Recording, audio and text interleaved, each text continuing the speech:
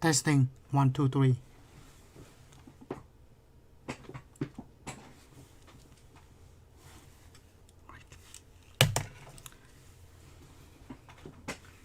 Right.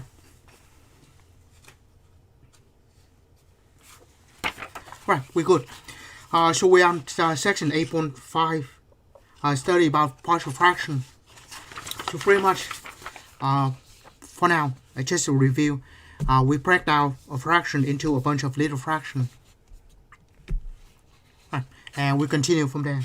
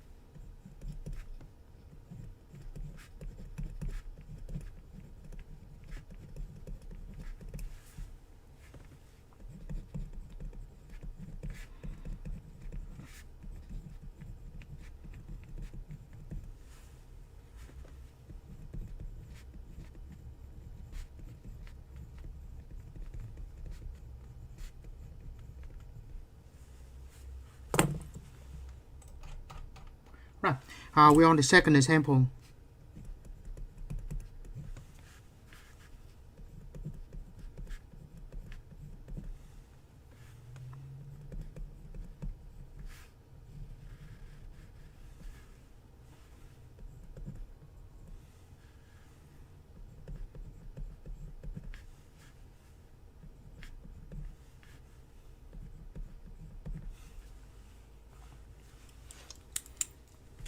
Right, so we do that.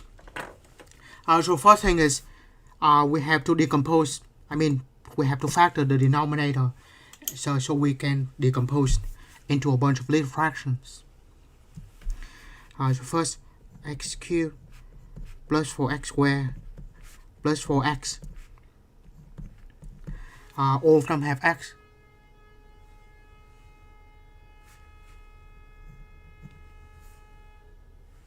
So I factor out the x. And then we have x squared plus 4x plus 4. And x squared plus 4x plus 4, we can factor as x plus 2 squared.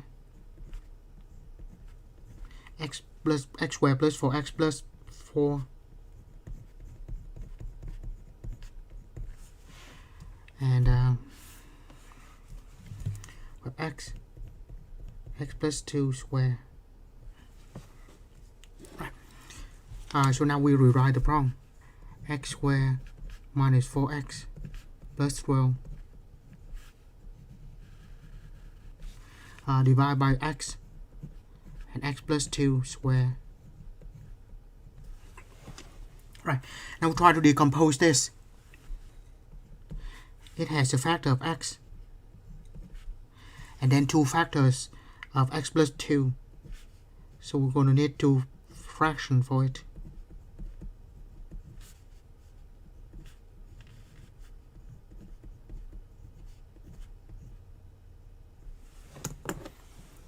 Right? And all of them are linear factors.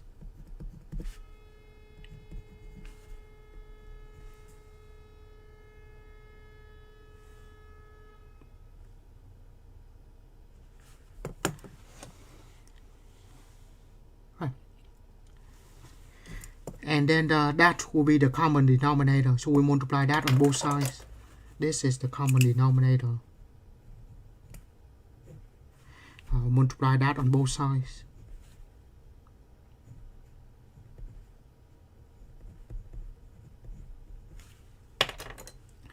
That will cancel with the denominator.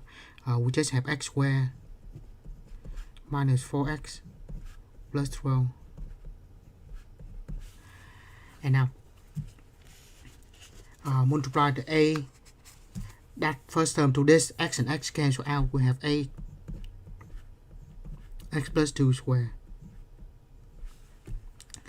Multiply the second term to this, the x plus 2 cancel out, we have an x and x plus 2.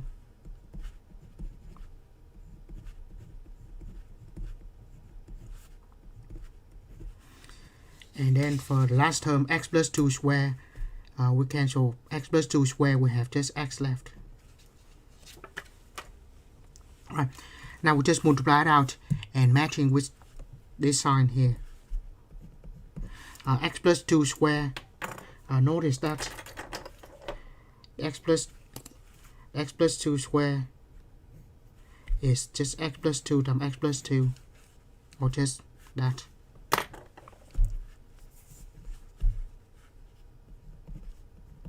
Now I just write out. Multiply this out. Bx square plus 2bx.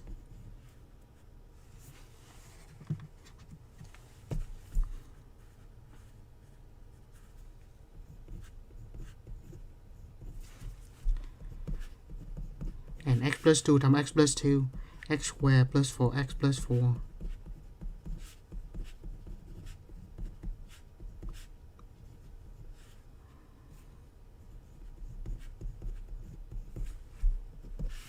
And multiply now one more time. Ax squared plus 4ax plus 4a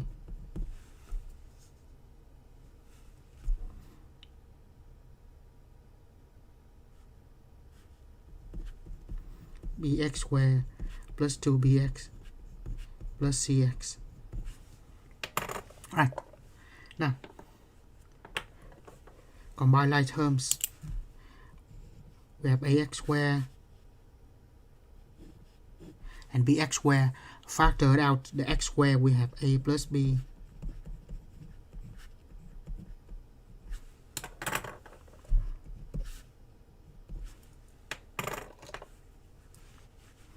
And now the x,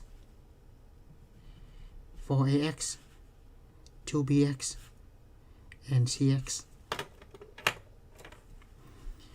So factor out 4a plus 2b plus c, and then the 4a.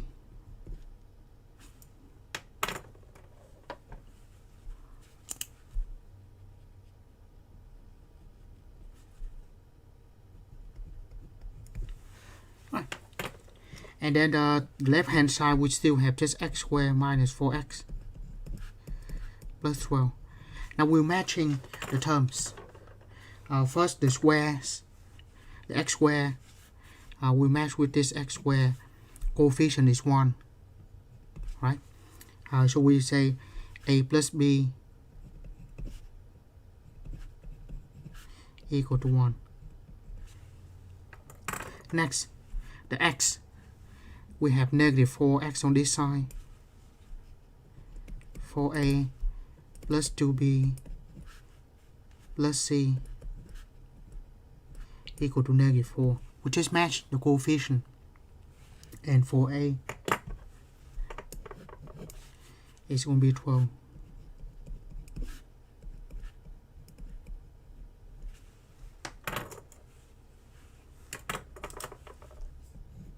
Right.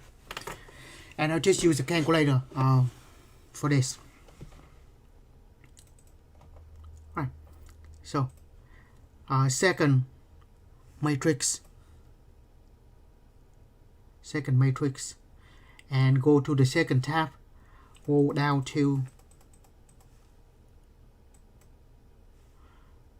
option B. It says RREF, hit enter, and then we enter a matrix, hit alpha, zoom.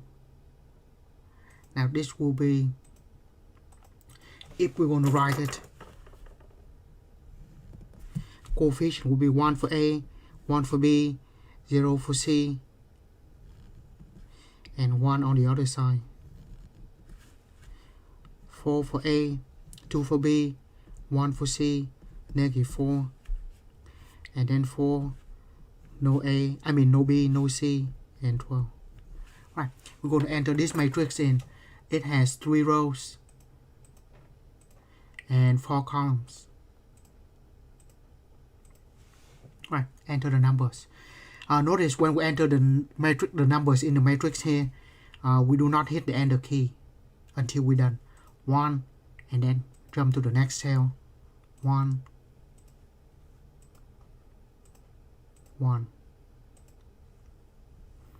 4, 2, 1.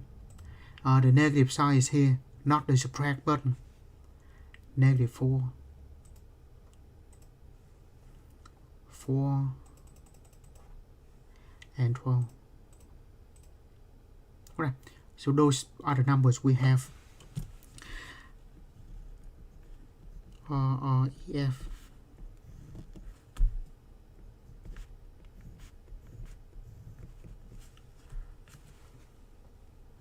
Three, 0, 1, 0, negative 2, 0, 0, 1, and negative 12.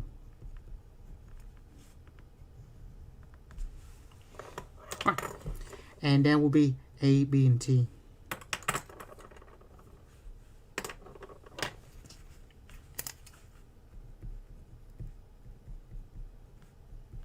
Yeah, it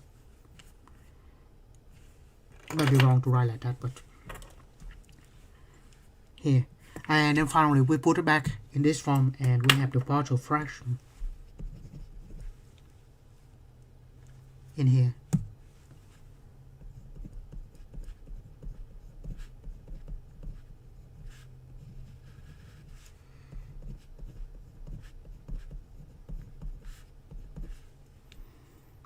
A over X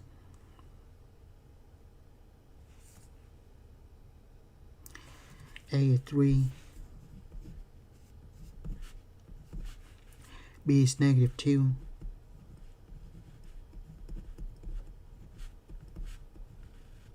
and C is negative 12.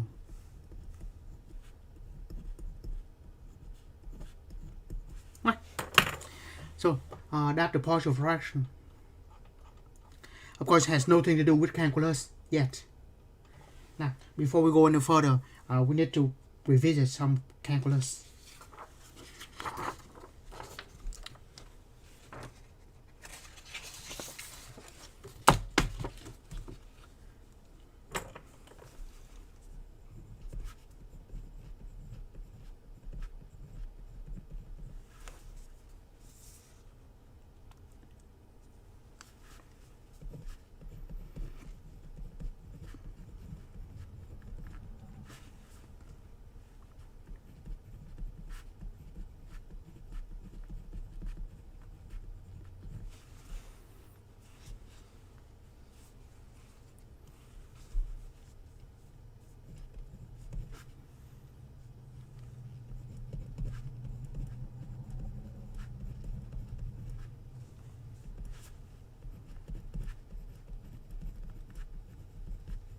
Right, so the idea is this.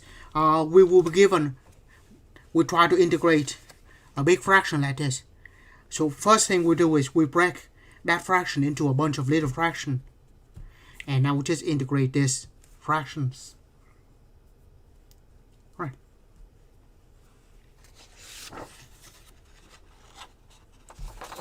Yes, we still on that.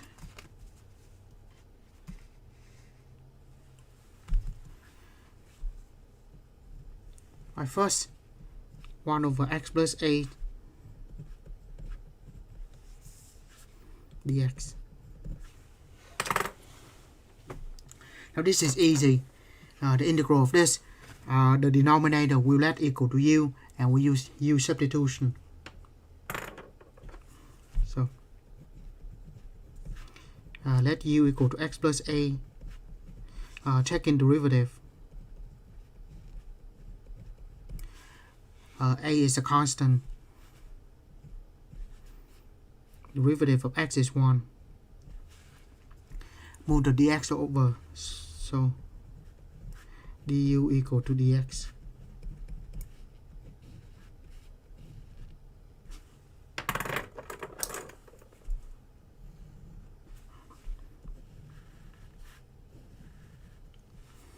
Right, so that integral becomes 1 over x plus a is u, dx is du. Right, so that's simple enough. Integral of the reciprocal function is ln of absolute values of u plus c.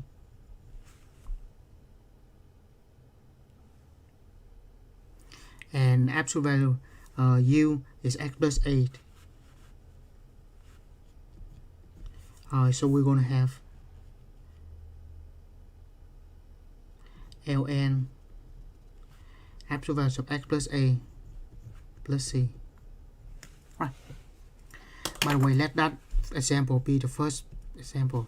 Now go to the second one. What if we have, now this one I think I forgot to put on the note. Yeah, forgot that. If we have x plus a squared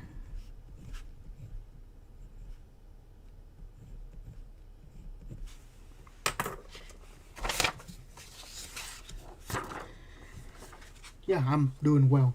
By the way, on the schedule I've just looked last night, we probably have 19 days of lectures, so we about midpoint right now. Right, so we have that. Again, social substitution.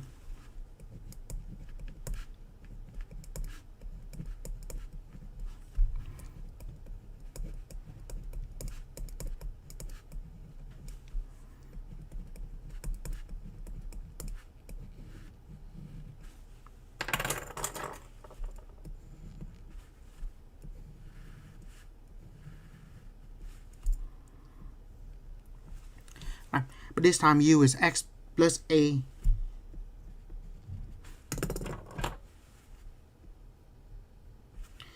u for x plus a and square. Dx is du.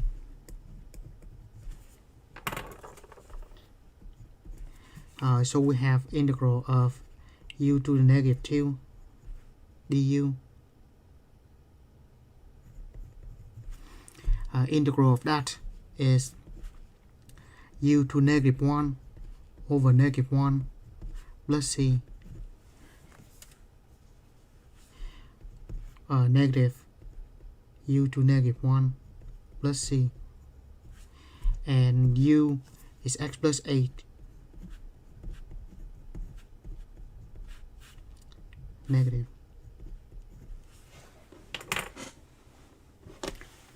Right. Right. The reason I add this because in the last problem we break down, we do have x plus 2 squared, so we might need to integrate that, and will be this one. Now we have that example.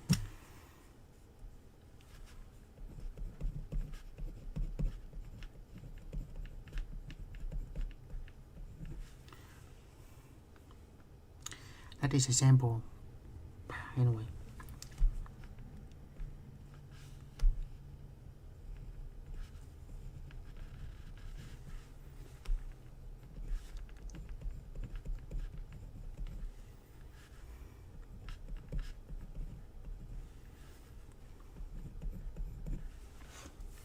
Right. Now we do this. By the way, this may be complicated now, but while we do that, we just write that in the a clock, and that we just have a quick reference. Right, so what do we do here? Right, of course we can do the same thing as before. Let u equal to x plus 8, and that's exactly what we do. Right. However, after that we still need to do another substitution, but never mind, let's just do that.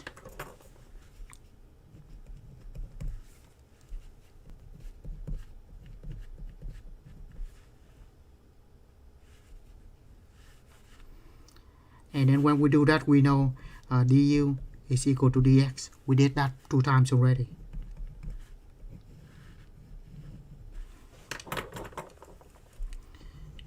So this problem becomes 1 over u square plus b square dx is du. Right, and let that integral be integral I. Right, so how do we do this? And this go back to section 8.4 where we do right.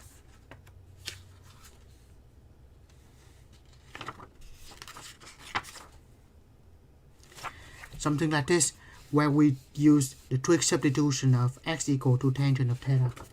Right. So from here, the substitution, let me just write this again.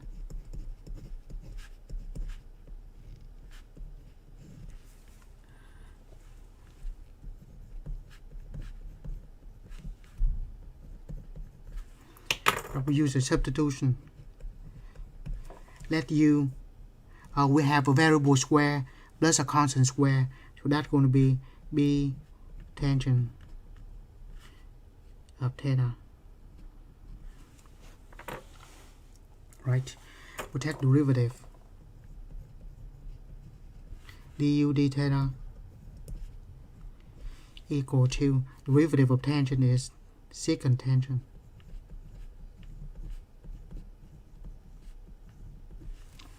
And move the d theta over.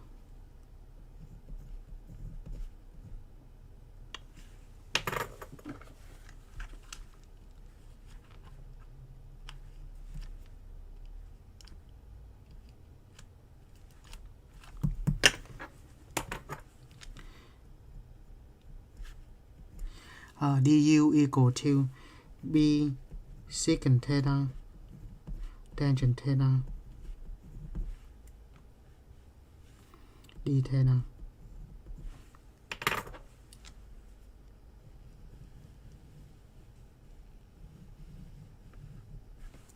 Right, and then as we did before, we write out what is u square plus b square. So u square plus b square, u is b tangent theta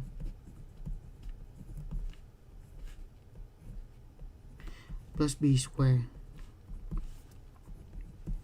The square go to b, square go to tangent, so we have b square tangent square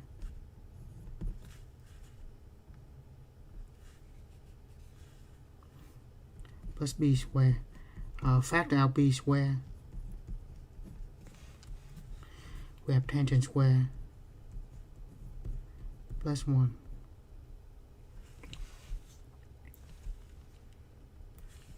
And tangent square plus 1 is secant square, so that is equal to secant square.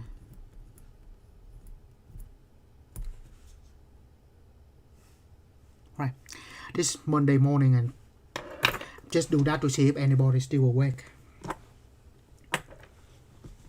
and apparently not. Right, so derivative of tangent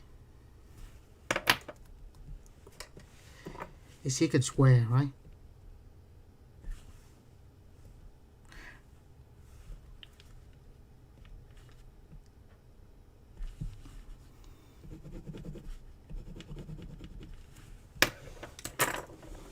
And nobody say anything really. Anyway, put it back in Dutch.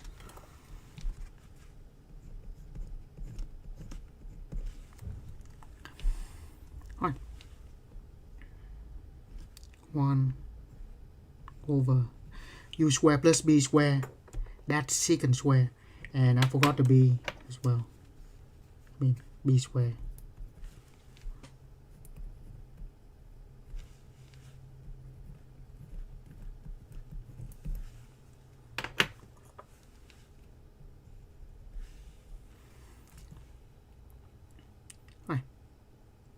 So b square, secant square at the denominator. On the top, du is this.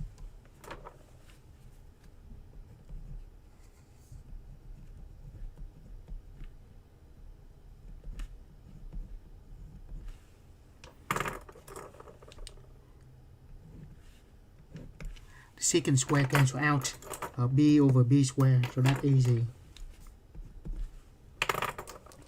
Constant on the top, at the bottom. So we have b on the top, b square at the bottom, and inside the integral, that nothing. We just have this.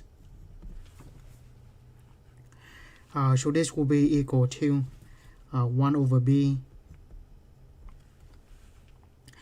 Integral of this is just theta plus c. Now we just need to find out what is theta.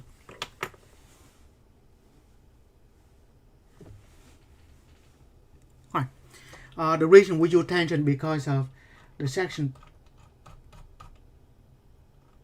8.4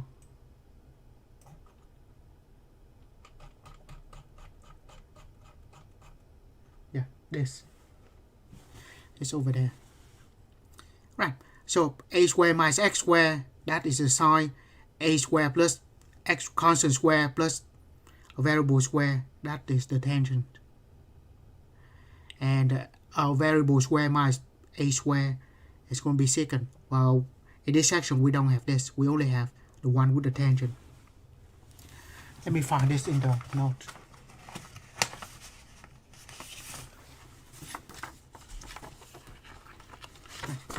So the three cases in section 8.4, this is case number 2. A variable square plus a variable square plus a constant square. Variable square plus a constant square.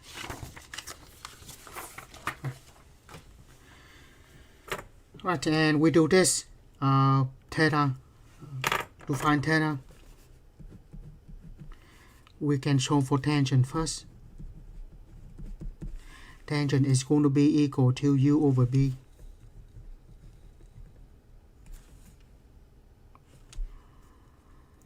So theta will be tangent inverse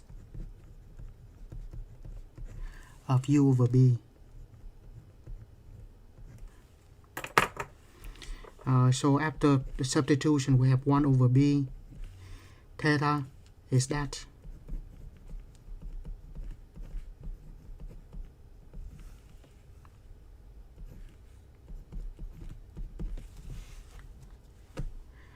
And the u is equal to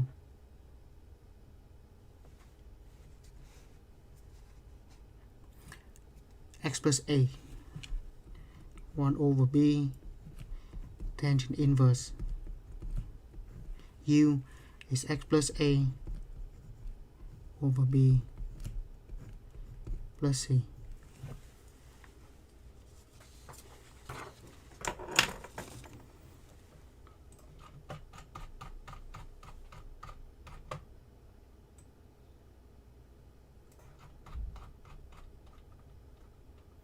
Right, summary.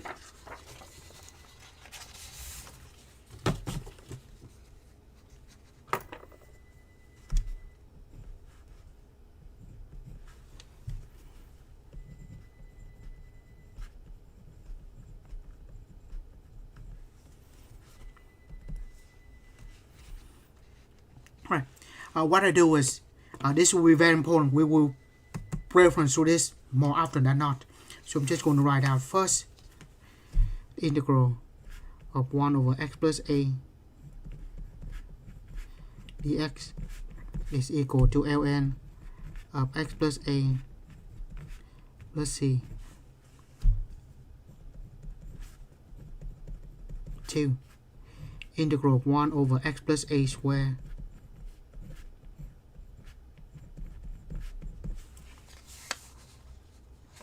is that negative x plus a and then number 3.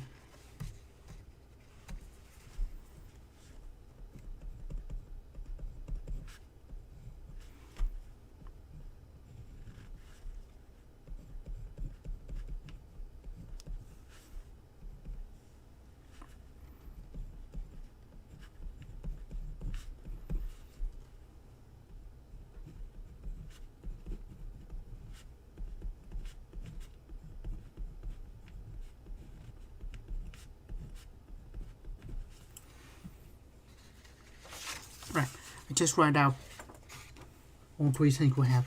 I'm going to copy to a 3x5 because we need to reference back to this many times.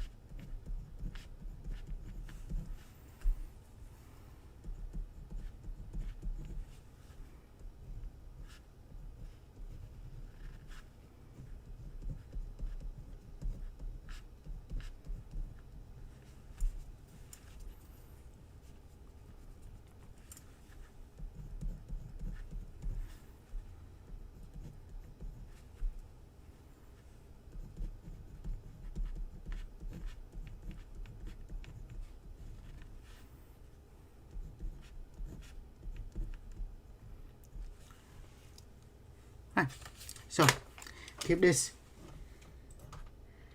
in handy. Right, next. Now go to the examples.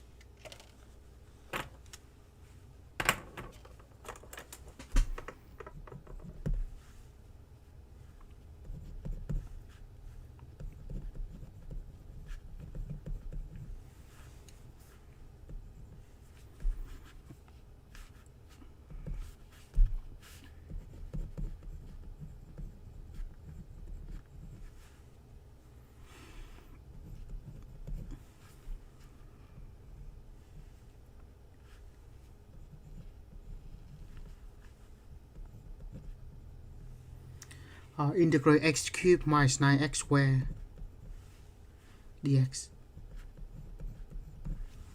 Just a second.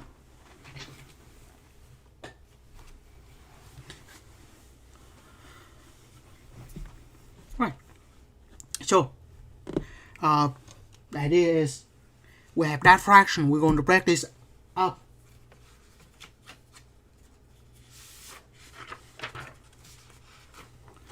We're going to break this up into a bunch of little fractions, and then we integrate each little fraction, and each one of them we prefer to this, so we don't have to do the integral for each one of them again. Right, so that's why we keep this in handy. Right. So first, of course, we do the partial fraction of this.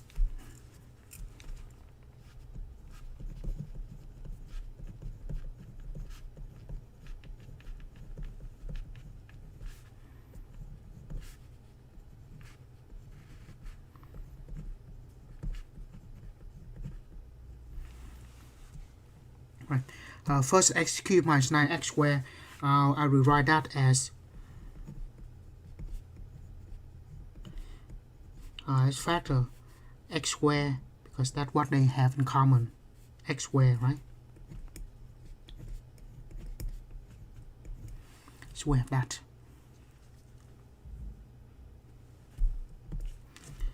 So first, the 3 over x cubed minus 9x squared is equal to that. I might write more steps than I need to, but right. Now to break that up,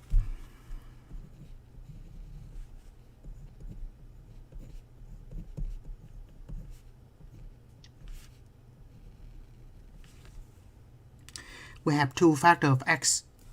So we have 1 for x, and then x squared. If there is an x cubed, we're going to have x squared, and x cubed. And then we have x minus 9. All of them are linear factors. So just have a, b, and c on top. Right, I do partial fraction. Multiply by the common denominator. X squared, x minus 9. To cancel with this.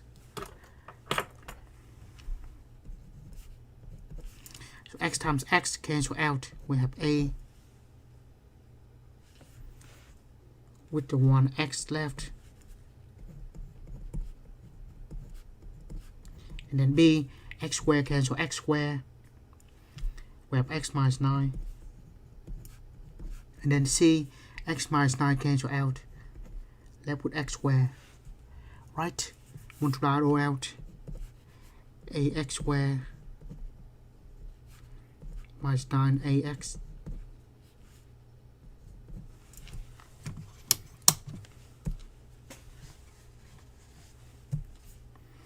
ax squared minus 9ax plus bx minus 9b plus cx squared.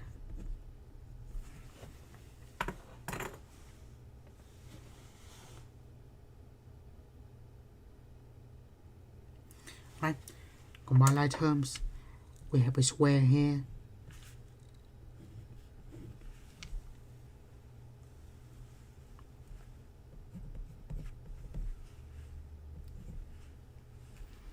and factor out the x squared.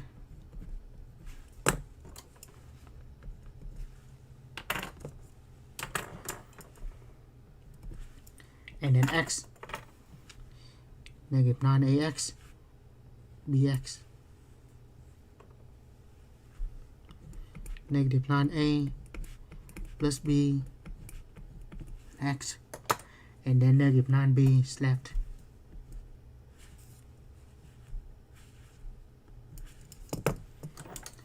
Just say it, negative 9b.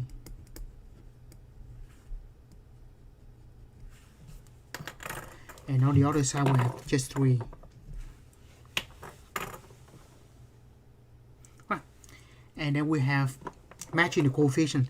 There's no x squared on this side, so we have a plus c equal to 0 because there's no x squared on this side. There's also no x on here either, so we have negative 9a plus b equal to 0, and then negative 9b, negative 9b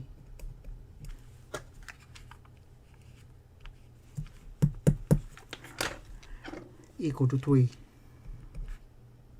That's the only constant we have. Right.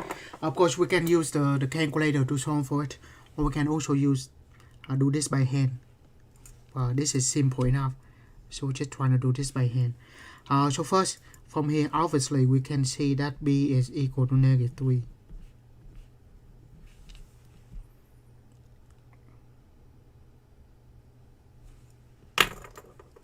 Now we know b is negative 3.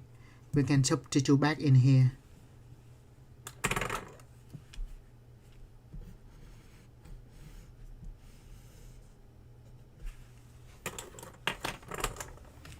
So that negative 9a plus b is negative 3.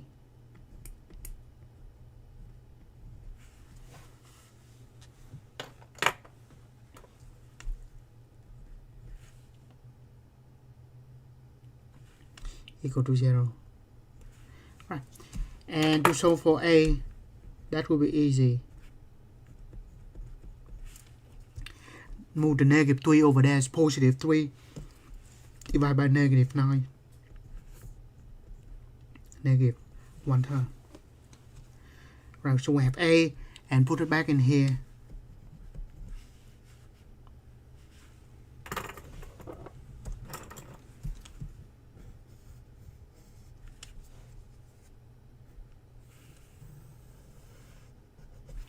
Put back in that. So we have negative 1/3 for a plus c equal to 0. So c obviously move the negative 1/3 on that side. It's 1/3.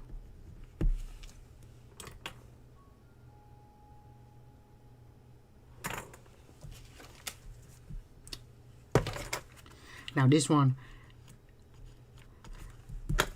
I was in cruise control. Sorry. Negative 1 term. Shoot.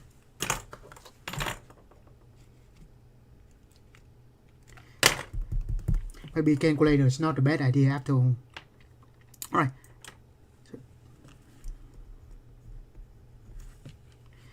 And so that over to be 27 instead.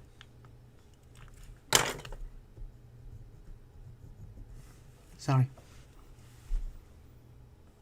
Right.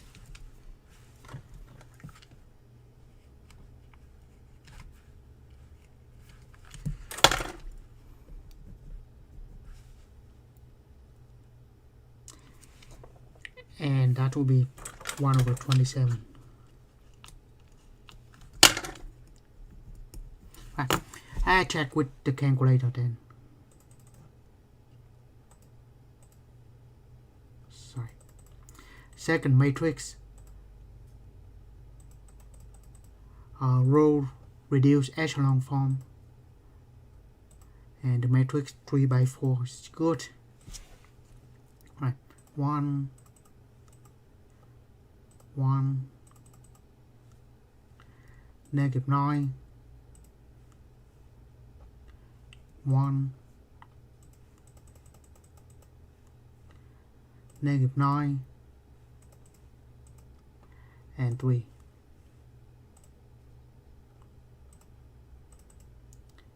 Right, much better. Right. Anyway, we can break this up into a bunch of little fractions. Right? So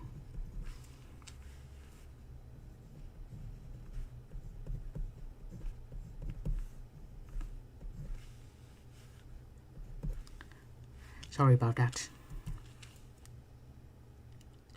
A is negative 1 over 27 x. B negative 1 over 3 x squared, and C x minus 9. Right. And after all, we're not doing that. What we do is we try to integrate that instead. So now back to the integration.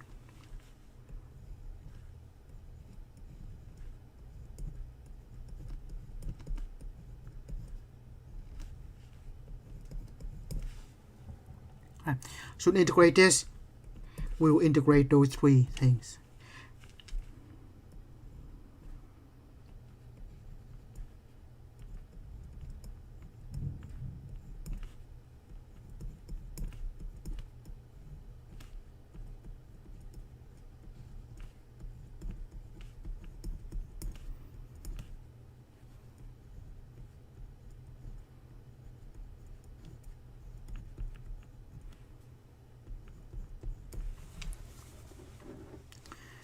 Right?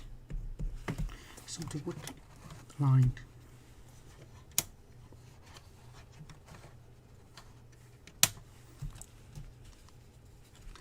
Right. Take out a constant, negative 1 over 27, 1 over x dx, and then negative 1 over 3. Yeah, that's fine. 1 over x squared dx, and 1 over 27, 1 over x minus 9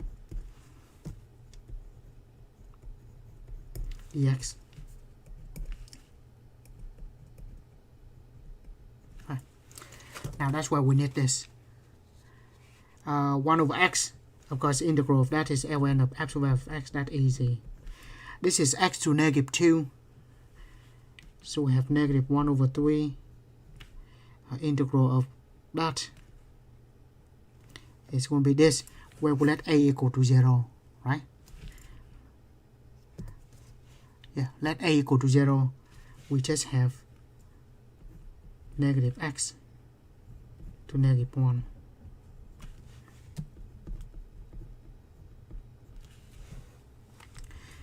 And that x minus 8, so we just have ln of x minus 9.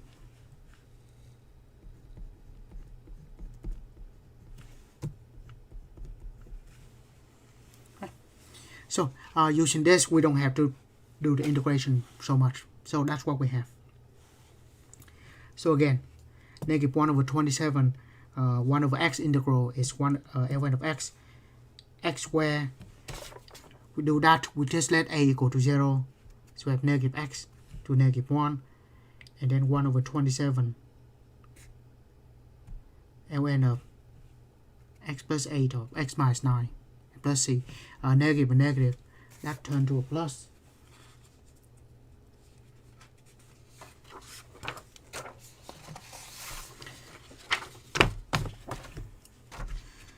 So that integral equal to negative 1 over 27 ln of absolute value of x minus the negative minus the and minus that positive, and 1 over 27 ln of x minus 9 plus c.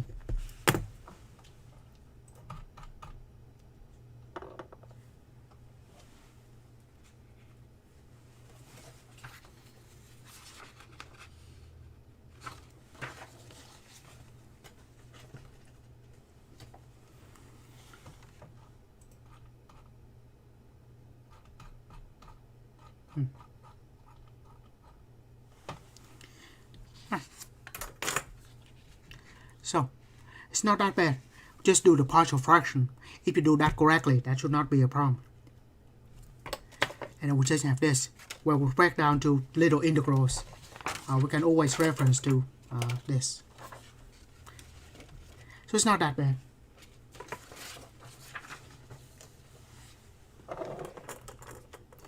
Right, second example.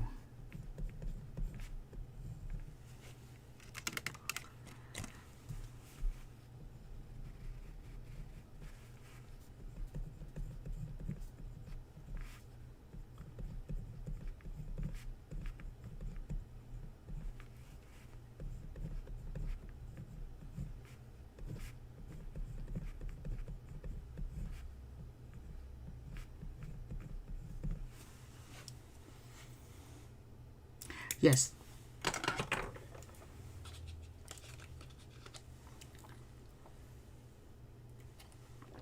Yeah. Yeah, the bookkeeping is the partial fraction. By the way, on the test I will on the test I try to give the problem that the numbers come out nice and even. So at least if you have to check, it's not that bad.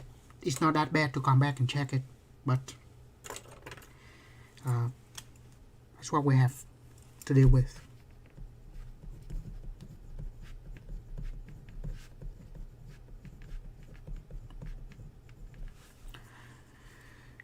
Right, negative 4x squared minus 14x minus 15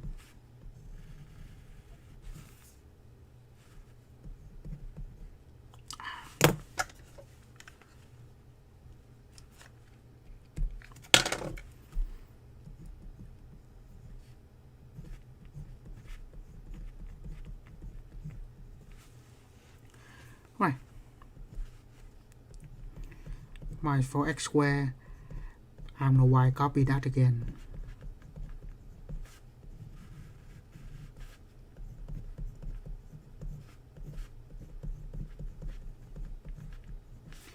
Right, partial fraction. There's one factor of x plus 2 and two factors of x plus 1. So we're going to have x plus 1, x plus 1 squared. All of which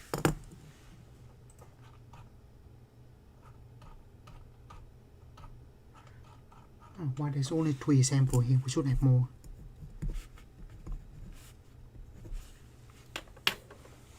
All of which are linear factors, so just have linear factors. right? And multiply by the least common denominator will be that. Multiply by x plus 1, x plus 2, x plus 1 square.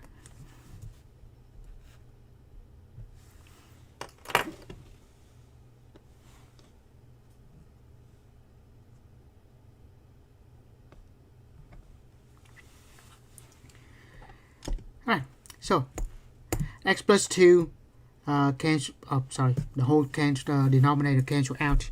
We have negative 4x squared, 14x minus 15.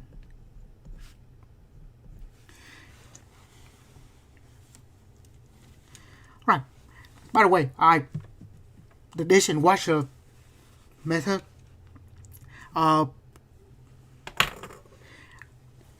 the reason is a little more difficult because I choose the more difficult problem than in the book.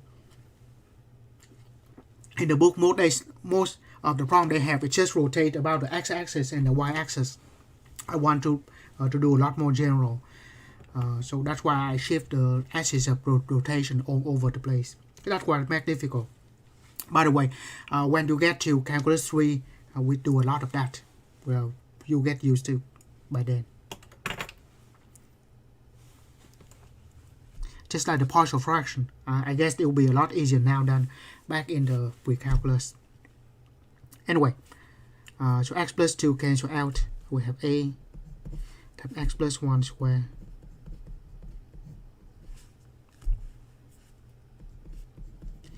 The b, x plus 1 cancel. We have an x plus 2 and x plus 1. And c, x plus 1 square cancel out. C, x plus 2.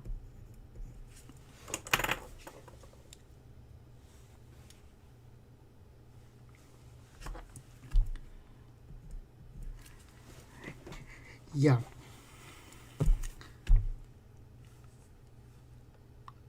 So just multiply this out.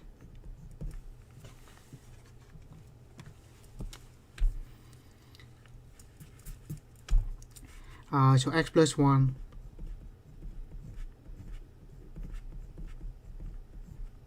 times x plus 1 for that one. This I will multiply it out. X squared plus x plus 2x, so that's plus 3x plus 2, and multiply this out. Cx plus 2c.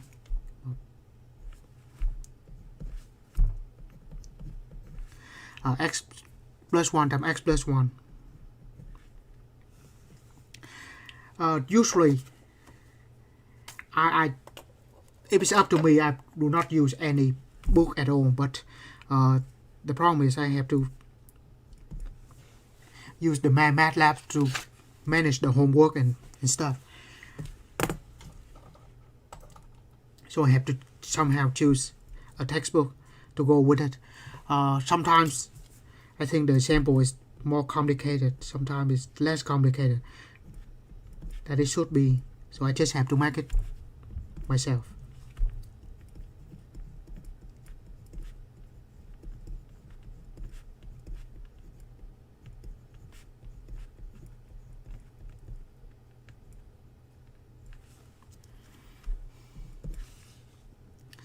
Right, multiply it out. Ax squared plus 2ax plus a bx squared 3bx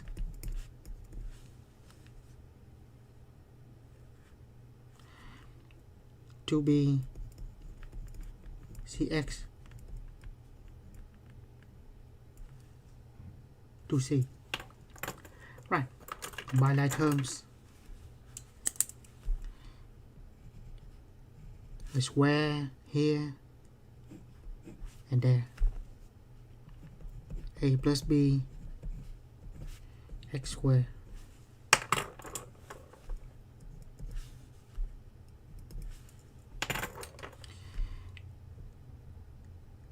2ax, 3bx, and a cx.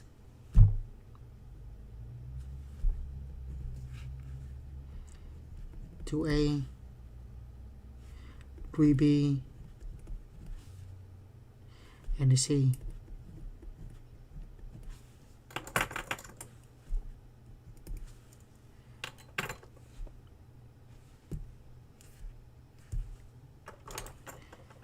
And then we have A, 2B, and 2C.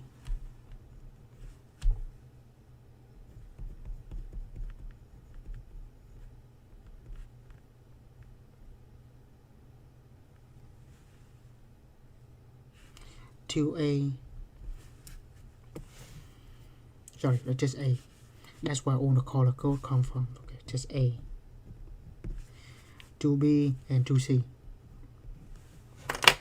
Right. And matching with the coefficient on this side.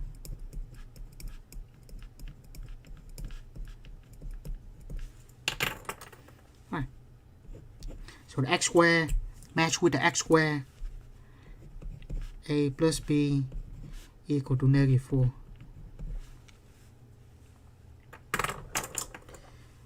And then 2A, 3B, and the C equal to 14.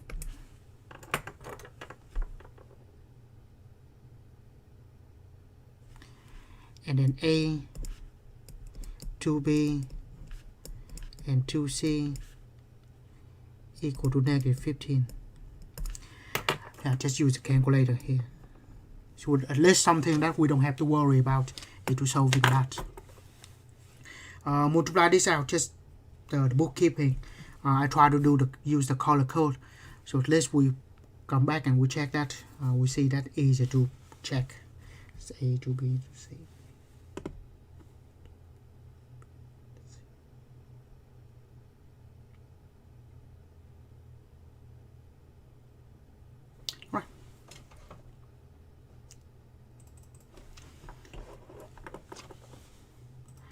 Second matrix, go to math, reduce row echelon form,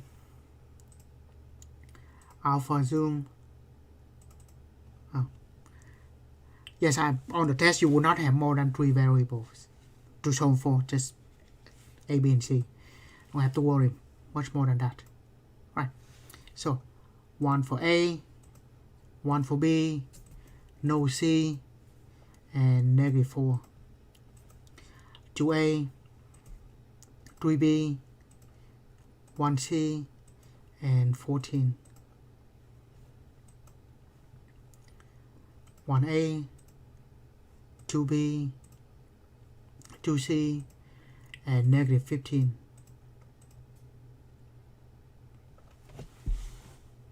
Alright, just for one, we have nice and even numbers. By even, I mean integers. Right. So when we do that, we have A equal to -59, B 55, and C -33. Not that bad.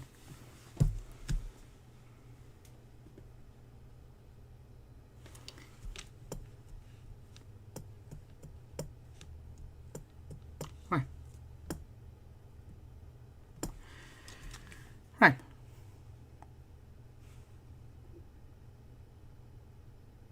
Yeah, but I just copied that wrong.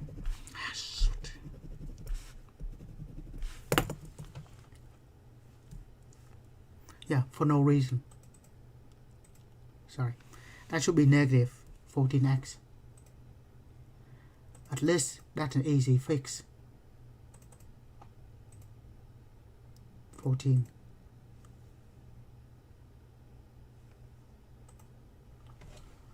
Even better. That's -14, -3, -1, and -5. Yeah, this is kind of the question on the test. You expect the number will come out reasonably. Right, so we're going to break that up.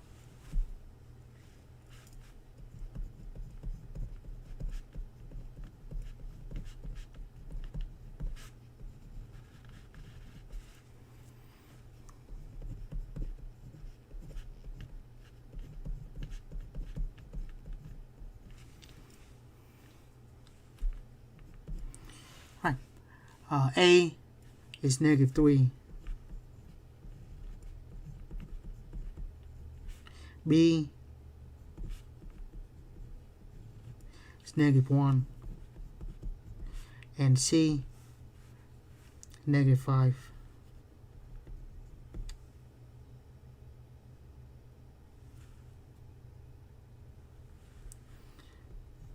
X plus 1 square.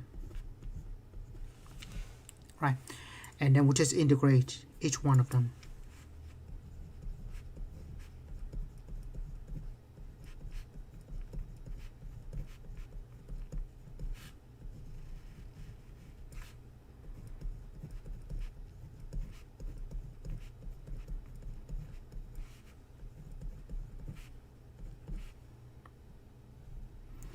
When we get used to it, we just take out the coefficient out.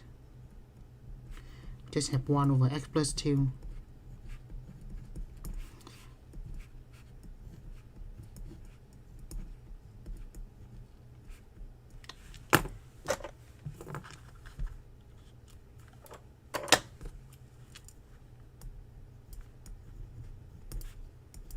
And then -5.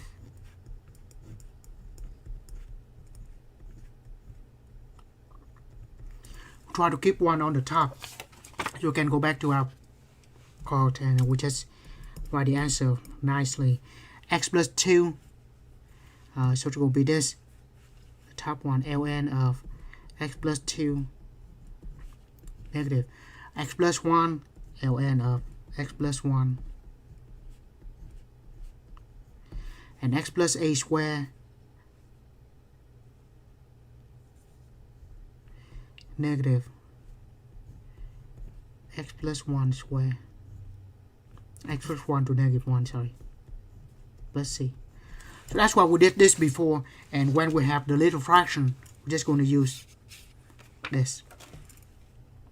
So we have -3 ln of x plus 2 minus ln of x plus 1 minus plus 5 x plus 1 to -1 plus c.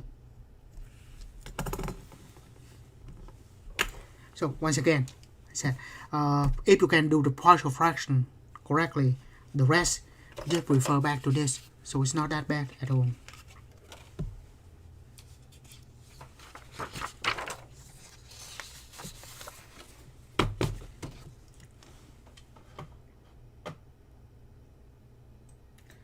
We get back to example C there later. Now let's do something a little bit easier. But let's take a 5-minute break. We continue at 9:10.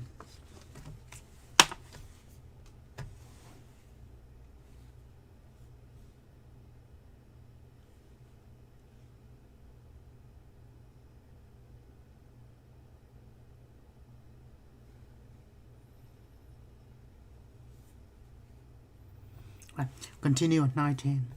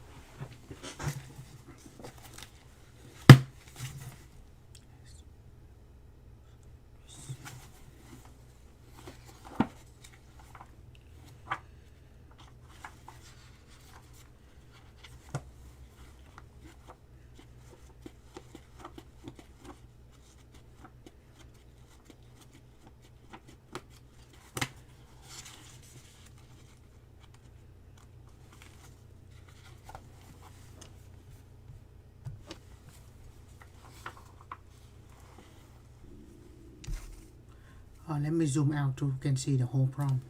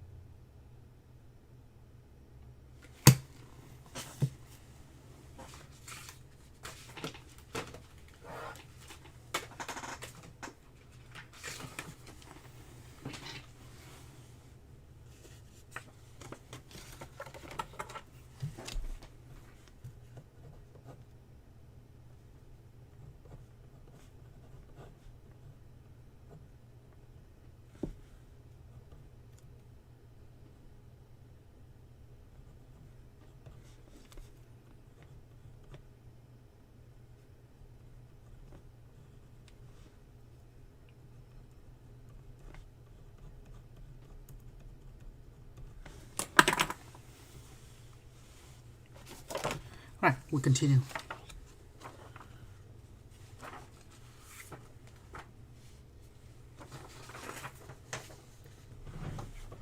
Right, like I said, we'll get back to that example later. Now do something easier. Let me zoom back in.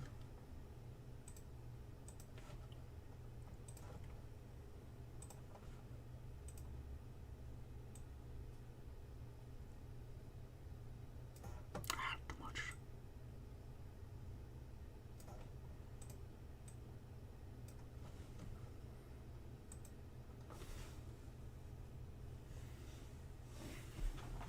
Right, do something easier. D. Try to integrate this.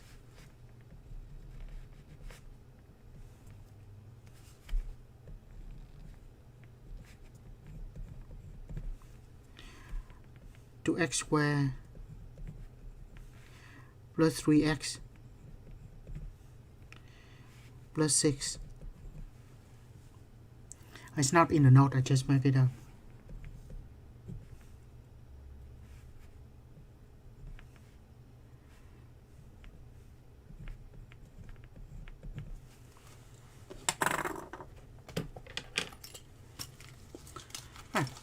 So we're going to do that. Of course, the first thing we do the partial fraction.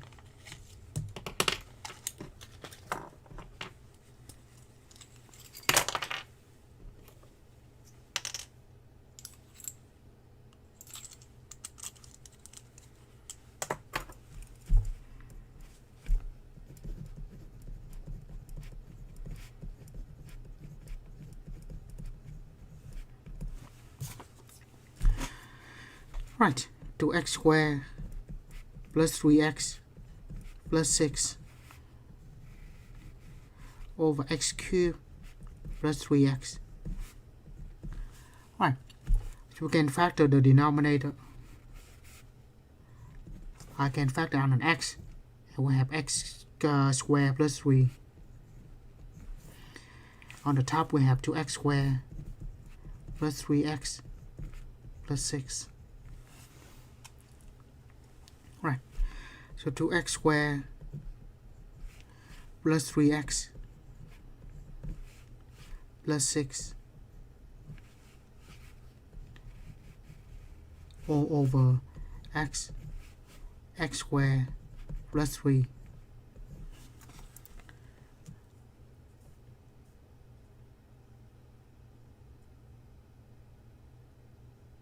Right. Yeah, sorry about the maybe 14x, right? Yeah, sometimes.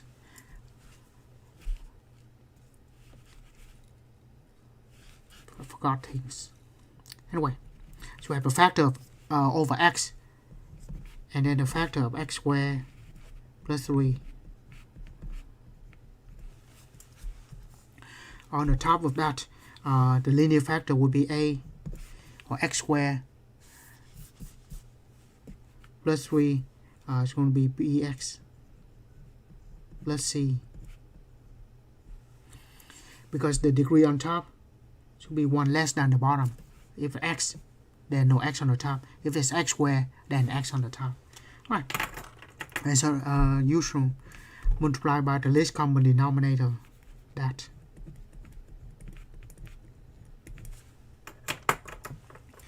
The denominator cancel out.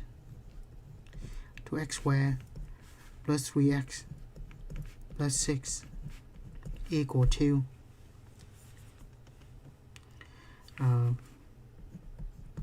x and x cancel out. Forget the square here.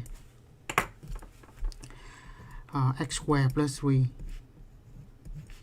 and then plus bx plus c. X squared plus 3 cancel out. There's an x left. Right, so it's actually not that bad at all. Multiply it out. Ax squared plus 3a bx squared plus cx. Combine like terms.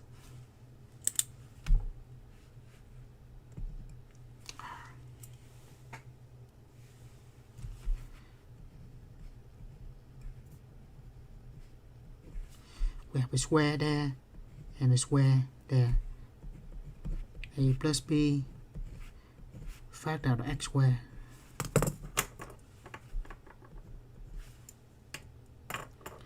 And then the cx.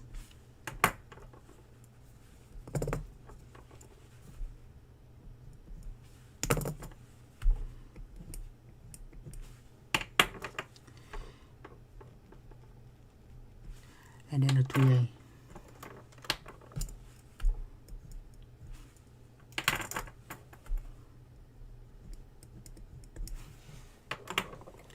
Right. The left hand side, 2x squared plus 3x plus 6. I'm just matching the coefficient a plus b with the x squared here. So I have a plus b equal to 6. I'm sorry, a plus b equal to 2.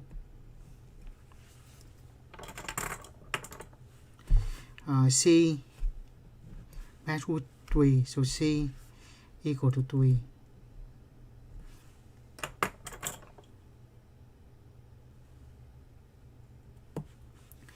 then 3a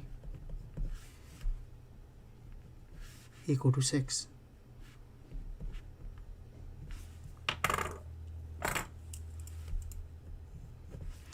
Now this one is simple enough, we just do it by hand. 3a equal to 6. So a is equal to 2.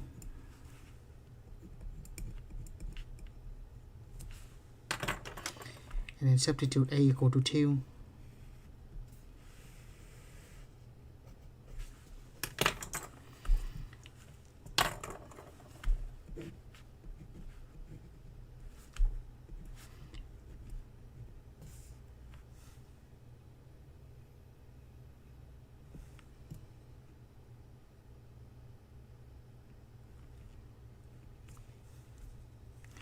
Two plus b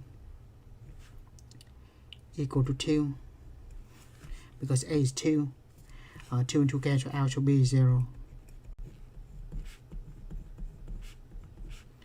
And the 3 outside.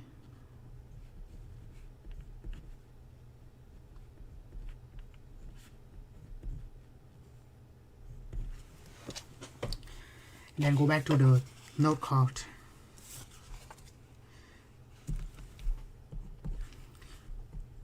Uh, 1 over x, the integral is ln of absolute values of x. So I'm using the first one here.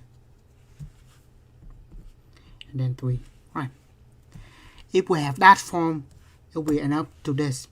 First of all, what is b in this case? Remember, this is 3. If we rewrite the 3, that should be square root of 3 square. Remember, we have to write that as a square here. So b square, square root of 3 square. Right, so b is square root of 3. So what we have here is 1 over b tangent inverse x plus a. Well, this is just x squared, so a is 0. So just have x over b square root of 3 plus c.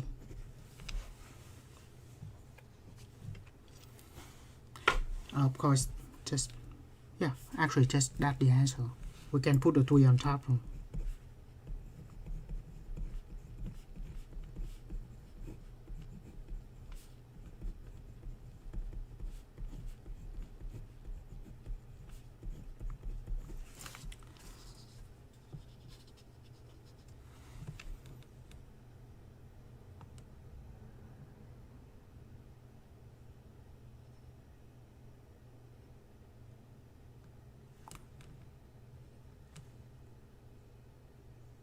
I'm sorry, what did I miss?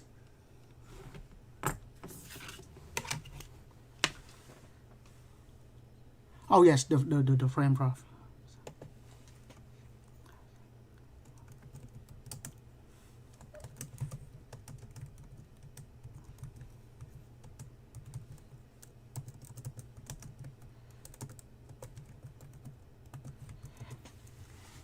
Yeah, I have the software that 120 frames, so that's like 4 seconds.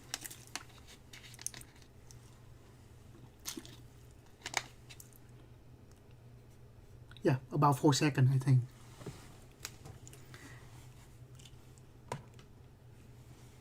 Yeah. So as long as I have the internet and power, it's good.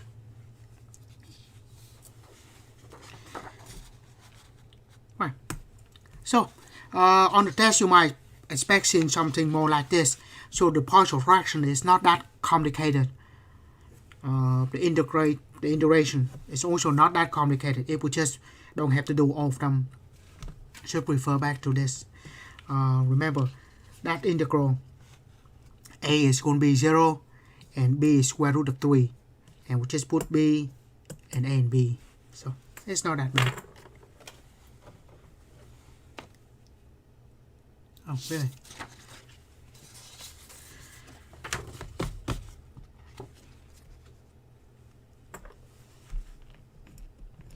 Yeah, 120 frames. So 24 or 30 frames per second.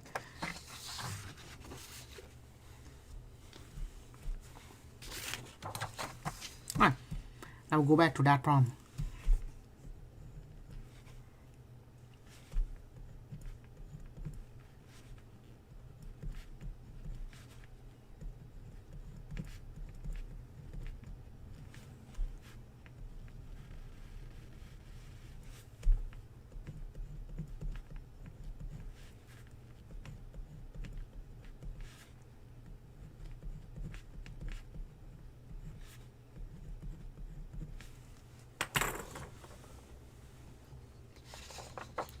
Right, so I'm going to write, never mind, no worry.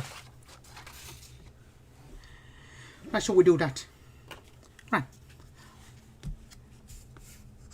A little background, why do we write the denominator is in this form though? So, the reason we write like this,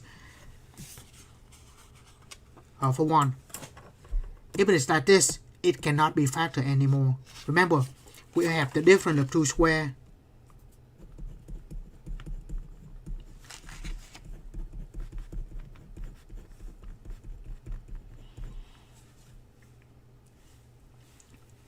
But this is the sum of two squares. By the way, if you graph this, we have no solution. The problem here, what we really need here is whatever the quadratic factor have to be irreducible. So we cannot factor this any further. So that's why I write in this form. This cannot be factored any further. If b is positive, that is, and we use real numbers. So that's why we're going to write like that. Right? Yeah, get back to that in a minute. Now just do the partial fraction. Sorry. Right. Right. Once again, we're trying to do the partial fraction first, and then I think this will be enough. This will be more than this, but it's too complicated for a problem to be considered. First, we just do the partial fraction.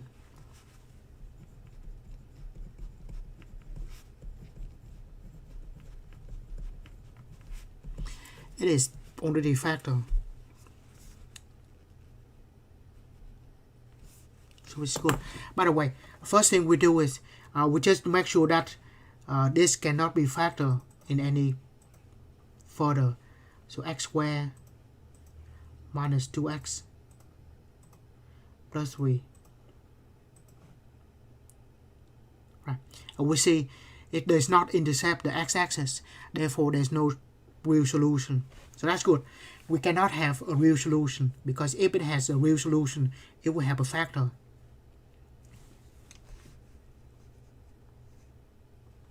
Right? So we have to make sure that that one has no factors. I cannot factor anymore, so it has no real solution. We're done with this, right?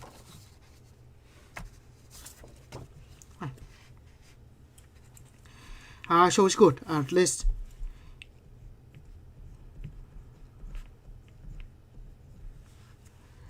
make sure I copy this correctly.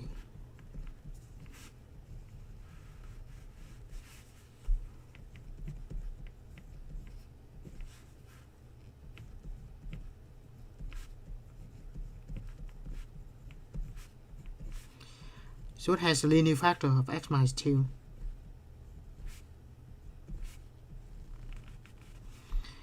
And then x squared minus 2x plus 3. Right. If it is the linear factor, then the top will be a quadratic, will be a linear function, bx plus c.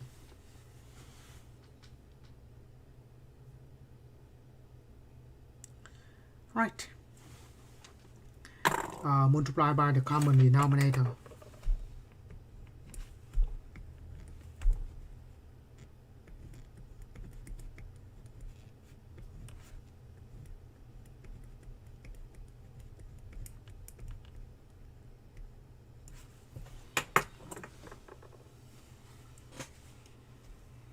right. That will cancel this out.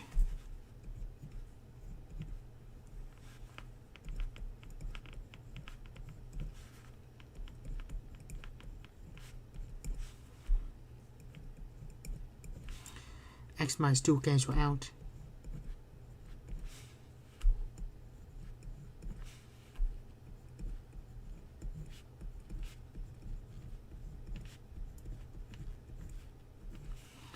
And that cancel out, we have x minus 2.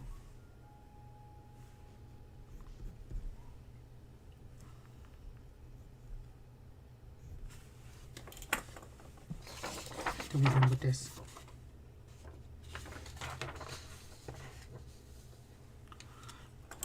Right, multiply it out. Ax squared minus 2ax plus 3a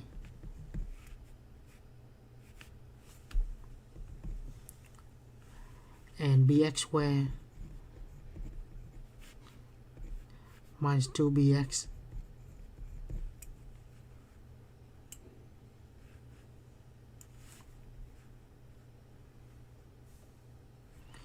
plus cx minus 2c. Right.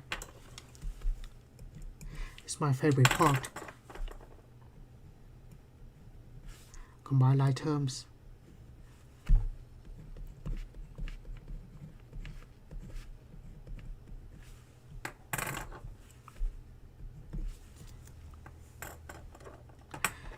And then the x 1, 2, 3 minus 2a minus 2b plus c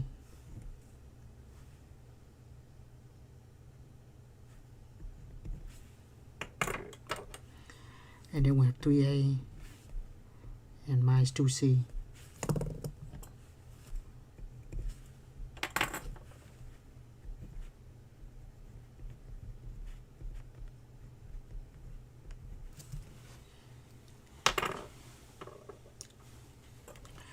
Right.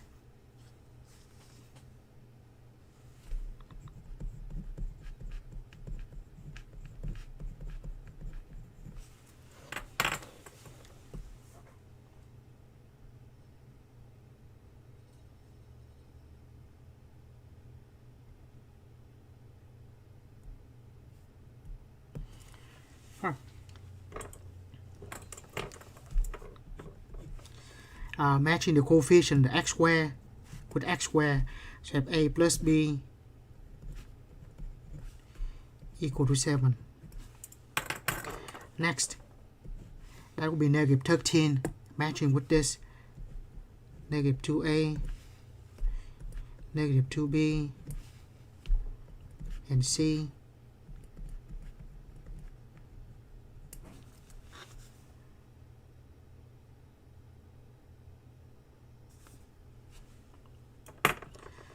And then 3a minus 2c equal to 13. Right.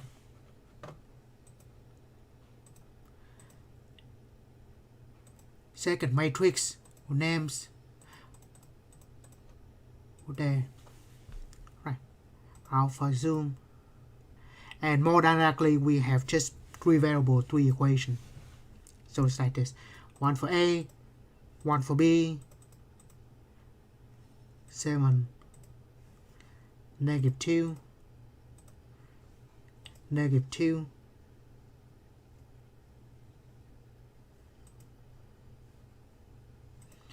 (1) and negative 13, 3A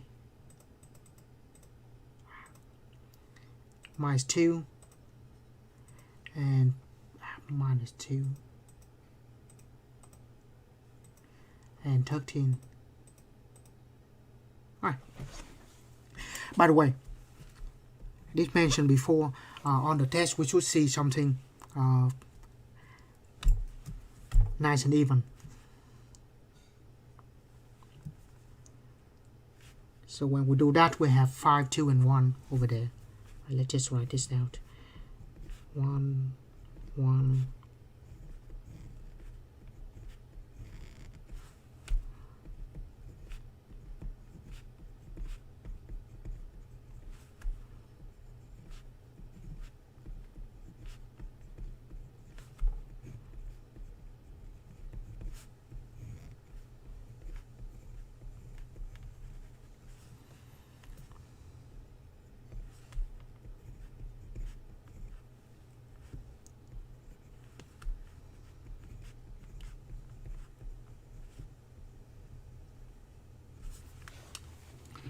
Right.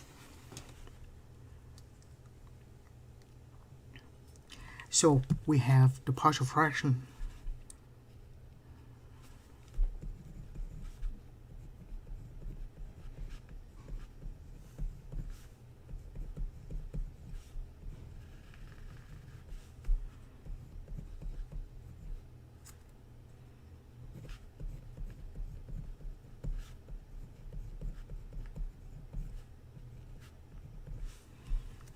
Right. So I have 5 is A.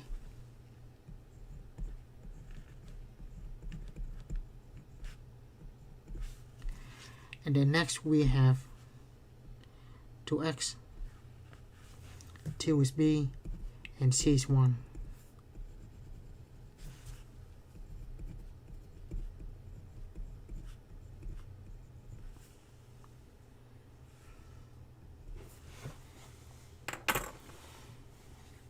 Right. And then we integrate each one of them. Now this is new.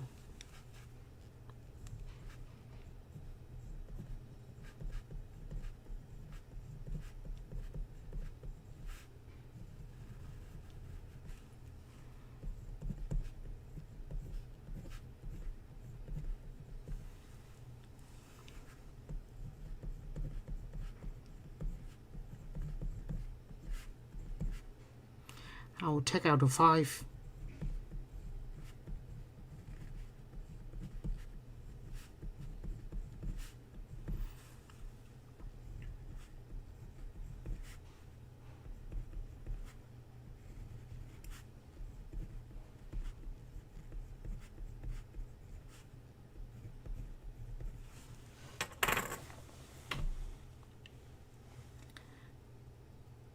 Right. This part should be easy. We'll just use that. Now this will be complicated. So what do we do with this?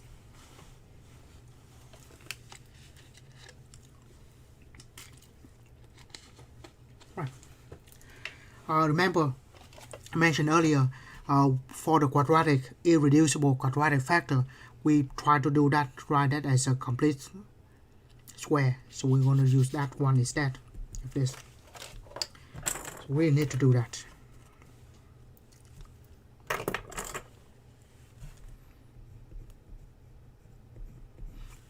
Get back to the integral in a little bit. Now, 2x squared minus 2x plus 3. There's no 2 in front. Right. To do the complete square,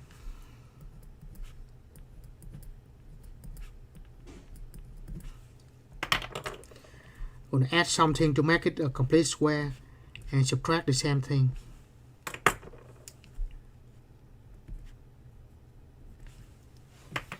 Right. So what do we add or subtract? What we do is we take half of the coefficient. I'll take that, it will be half of it.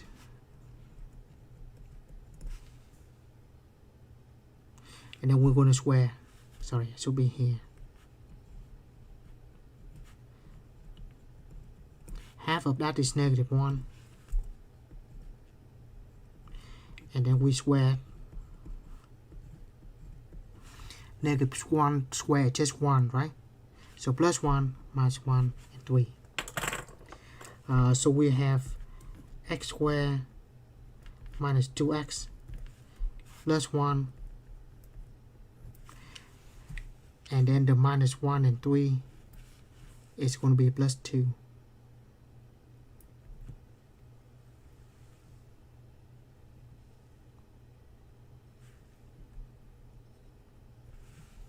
Right. So plus 1 minus 1, the first 3 is a square, the second one is that. So this breaks down into x and the minus 1 square plus 2. Right. So complete the square from there to there. Have to do that. Now we can go back to the problem.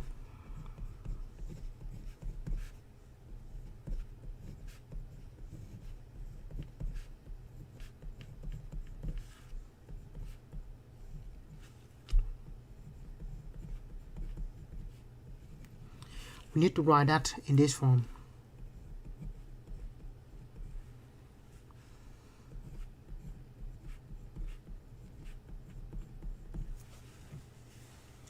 But well, this is easy to do. Now we focus mainly on this. The reason we do the complete square like this, so we can do the substitution. Let u equal to x minus 1. And this is just, let's not write anything there at all. Right, focus on this substitution. Let u equal to x minus 1. And then when we take derivative, du over dx, derivative of that is 1. So we solve for du, which is equal to dx. Right? So substitute in for dx and substitute in for u. So the integral equal to 5 x minus 2 dx. Now, big problem. We still have x there.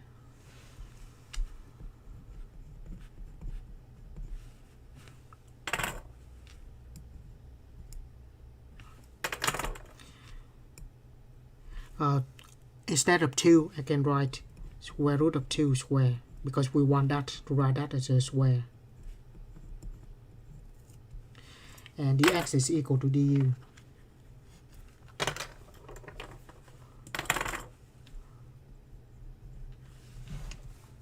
Right. Now, only problem here is there's still x left, but that's okay.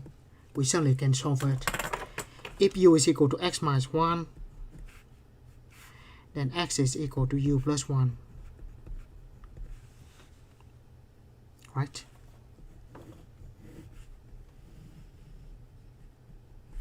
So put into this x.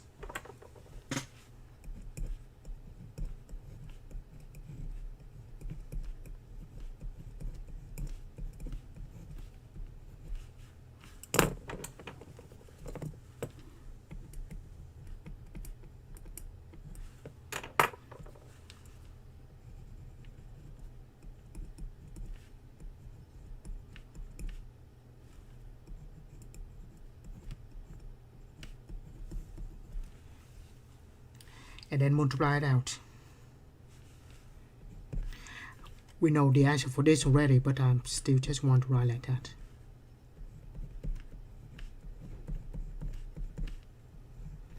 Multiply this out, we will have 2u plus 2 plus 1, so 2u plus 3.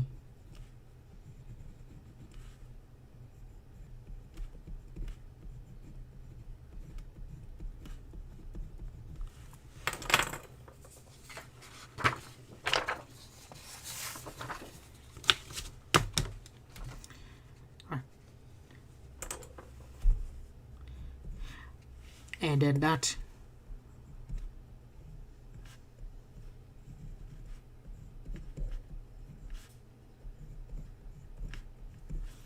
I thought this one a lot simpler. Right, 2u plus 3 we certainly can split.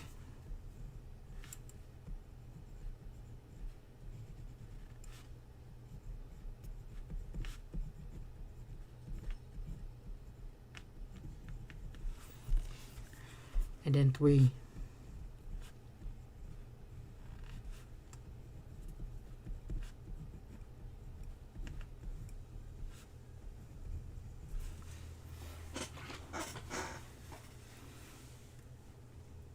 Right. So certainly we can do this. So the first one we have here, and we certainly can do that too. That this tangent inverse, and the one in the middle, actually we can do that too, but this requires another substitution. So let u, we cannot use u anymore because we already have u. So let v equal to u squared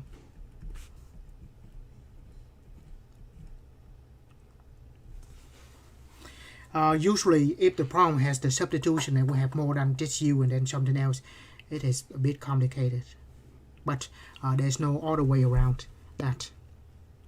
So derivative is going to be 2u, move the du over,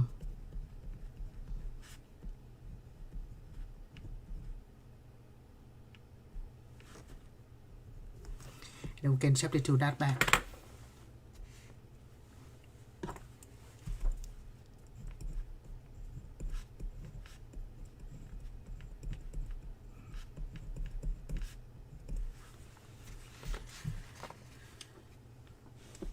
I'll get back to the whole problem in a bit later.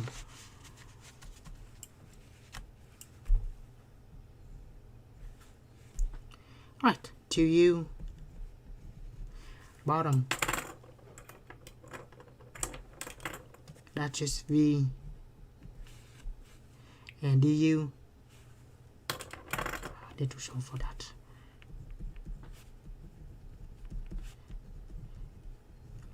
Du is dv over 2u.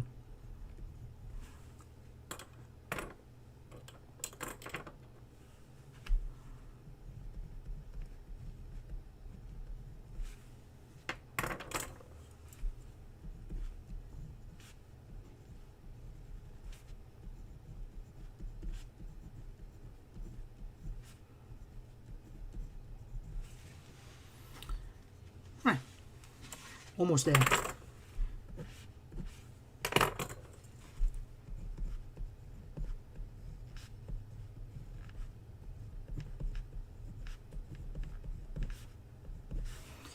We just have 1 over v dv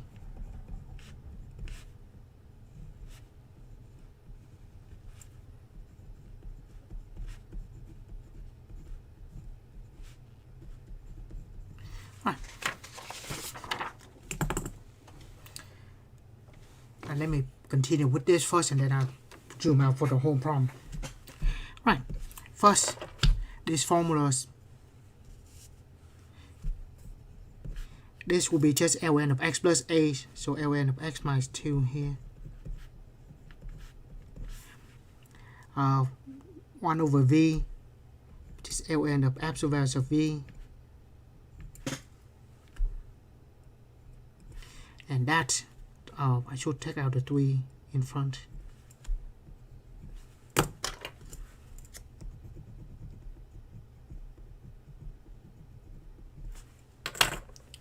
Take the 3 outside, and then we just have 1 over, that's what the tangent inverse is. B is square root of 2, so 1 over square root of 2. Tangent inverse, A is 0, so we just have u over square root of 2 plus c. And bottom line we have 5 ln of x minus 2, ln of u is x minus 1 squared plus 2, and then that.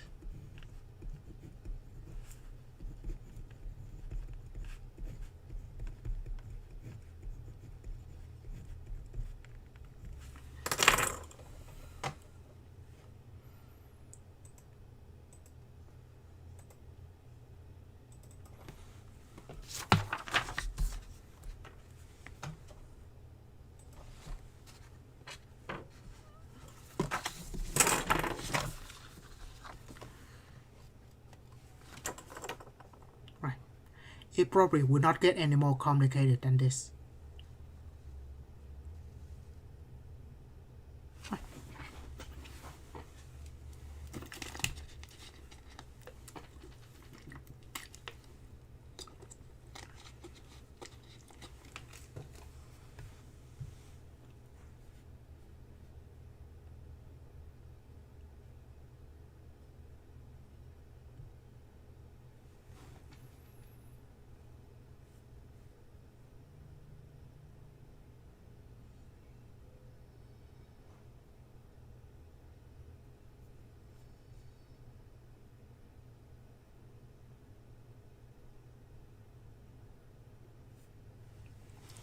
Right. So, on the big scheme of things, is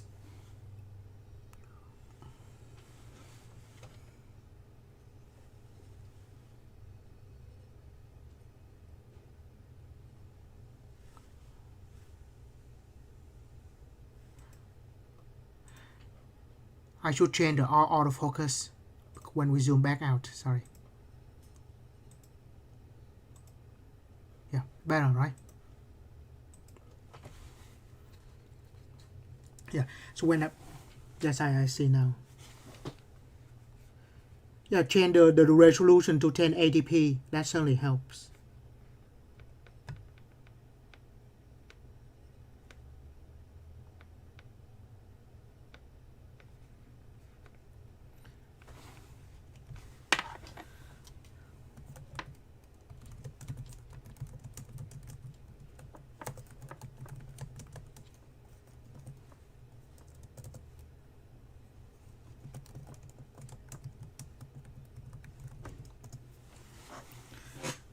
Yeah, and I have to change set the autofocus. Right. So the partial fraction is not that bad. The integration, yes, that's a little. There might be a little problem with the. Let me see the full screen.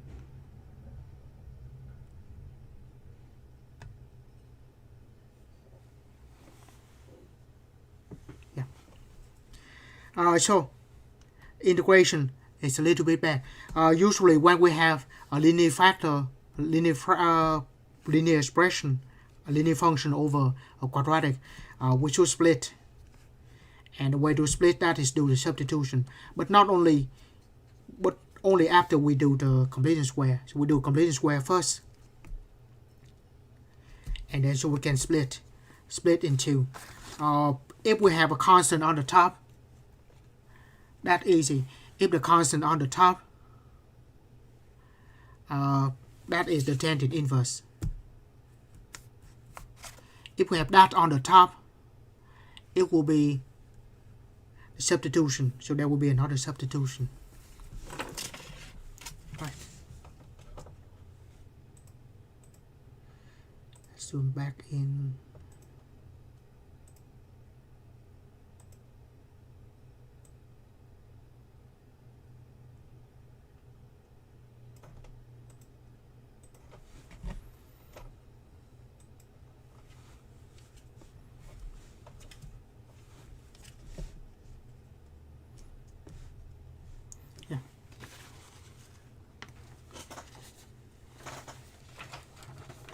So that's what we have for that problem.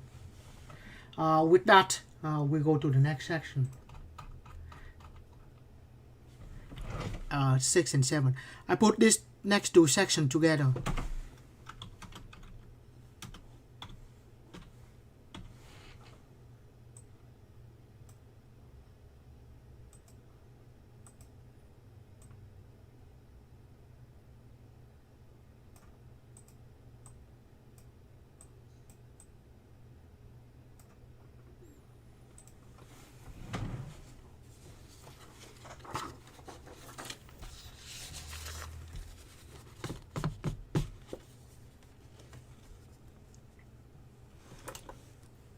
Yeah. I think it should be fine now. Right, 8.6, 8.7.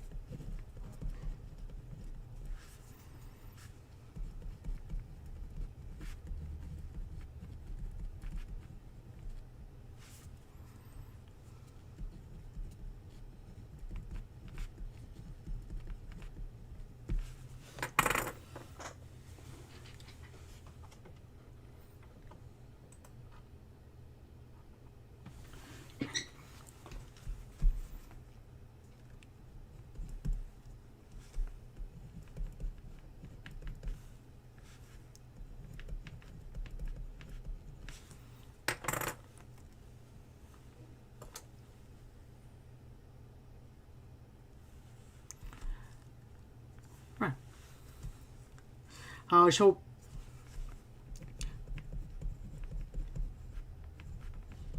the method of integration.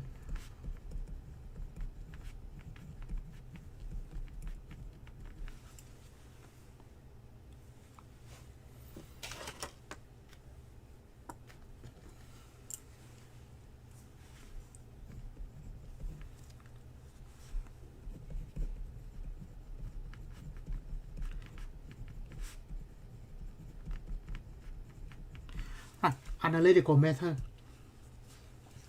We learned a lot of different methods.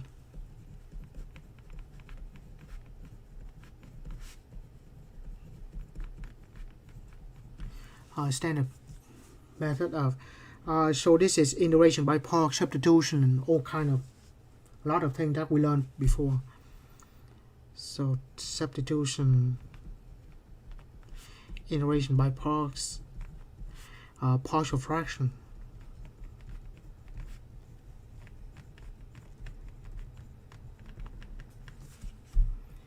and then one thing we haven't done much is using the table. Not the table in integral. What I prefer to a table. Remember, when we try to integrate this, it will be a lot easier if we try to change that into some certain forms, and that will be the integral right to it. Next to it.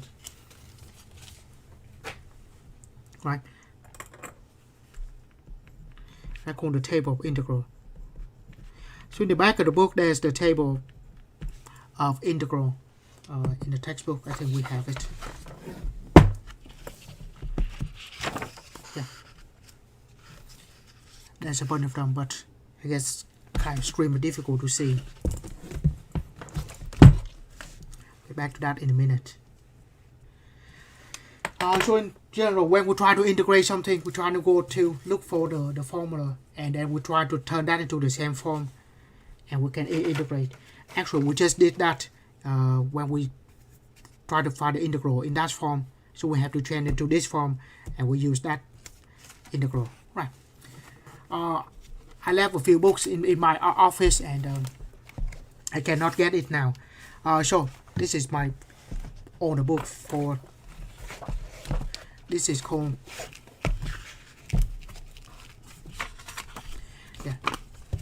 Math Handbook for Engineering. That is 1961. Okay. So they just have a bunch of table of a bunch of different integral. So when we get an integral or the old engineering, we just go and look it up and to see do we have the right form. And when we have the right form, we try to get into that form and we can use it. So let's see how many we have here.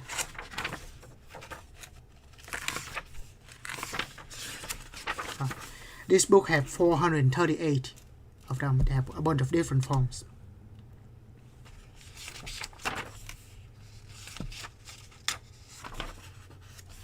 Let's see, I try to find.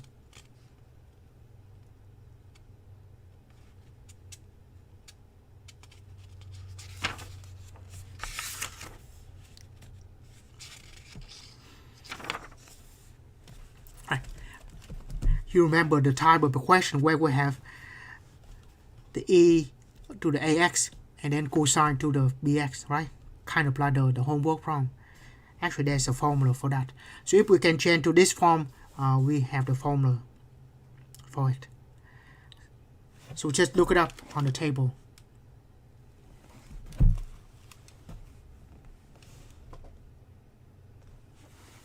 Can you change the resolution to 1080p?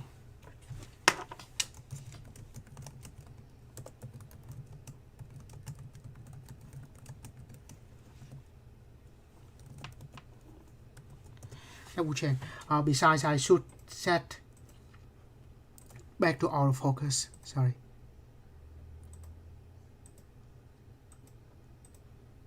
Especially I have something closer to the camera. Anyway, it is not really important. What I'm trying to show you is that we might have, that integral, and we try to look for the one in the right form, and then we just have the formula. So that is the old school. By the way, yeah,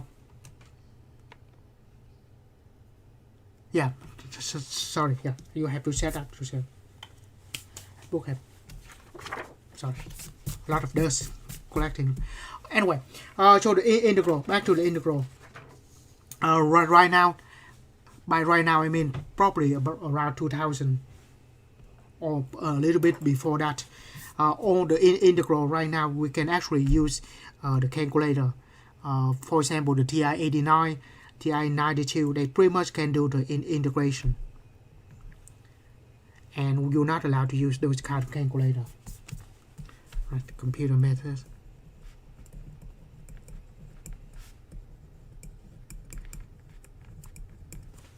Right now,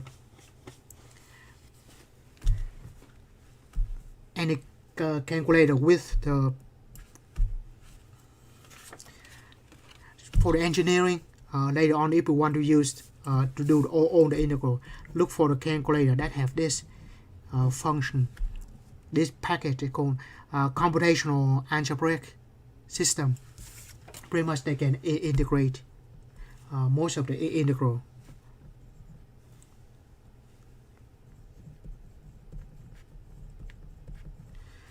Symbolic method.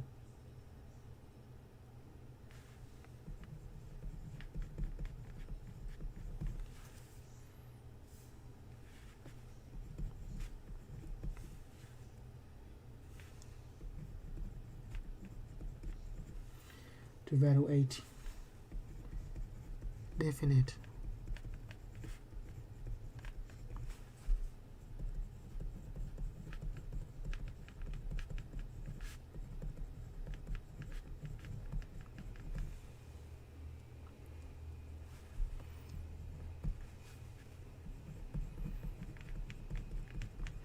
And that is the CAS that I mentioned before. And the second one is the numerical method.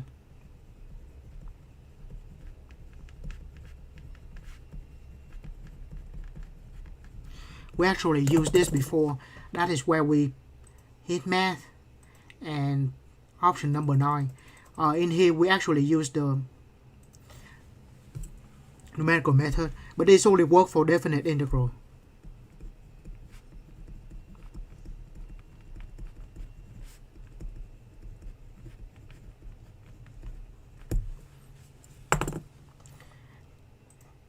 And the last note. By the way, that sentence I put in the note doesn't make any sense. Some integral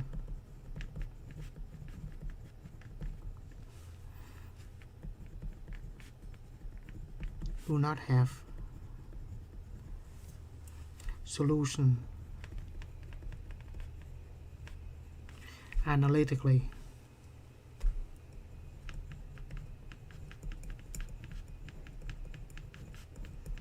By that I mean, in terms of the function we know.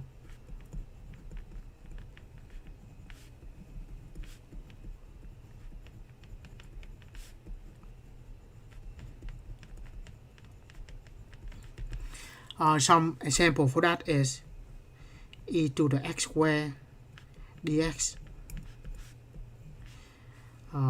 sine x squared dx, cosine of x squared dx. Those kind of function don't have the nice solution. Right, so that's why the integral usually a lot more complicated than derivative.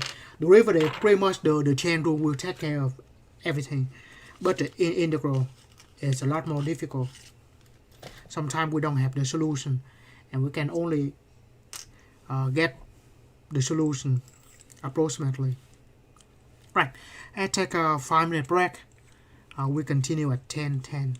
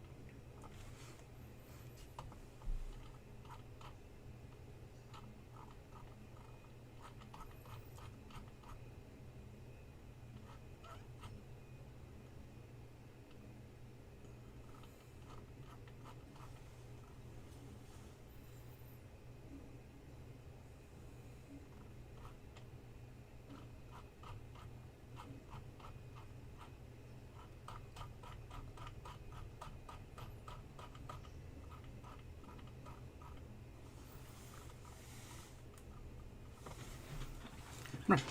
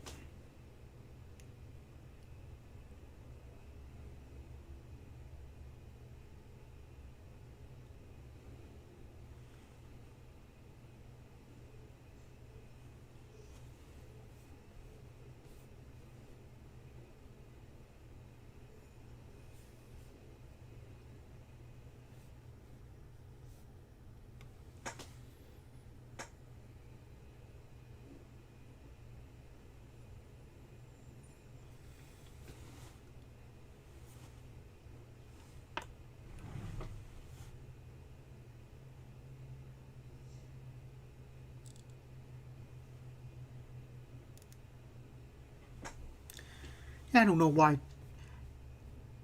it's set up like that, but usually I think it's, I'm not sure it's my problem or YouTube problem or whatever, but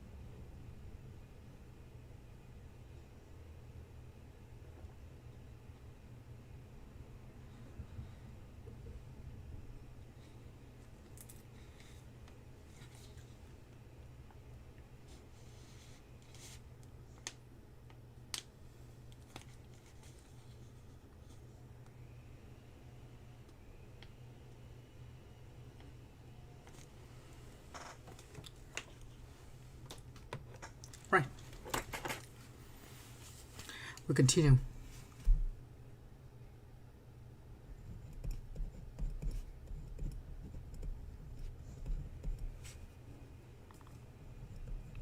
Just a sample. By the way, a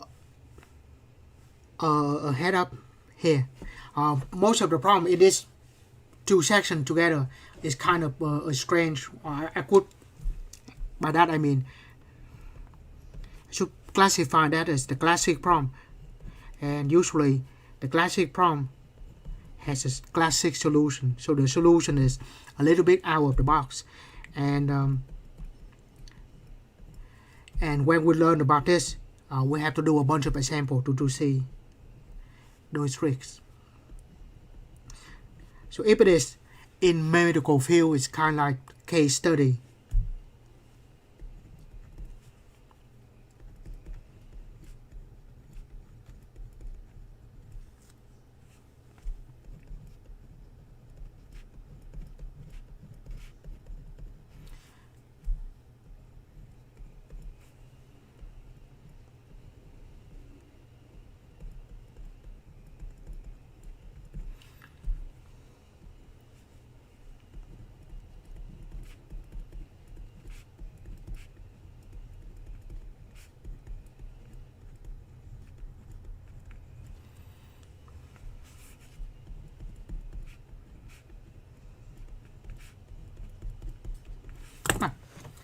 So we have the graph.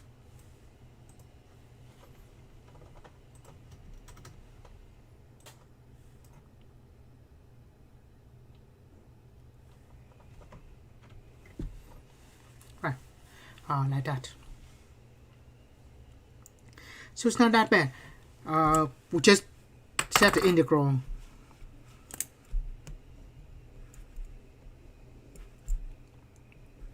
from 0 to pi, and the function above minus the function below.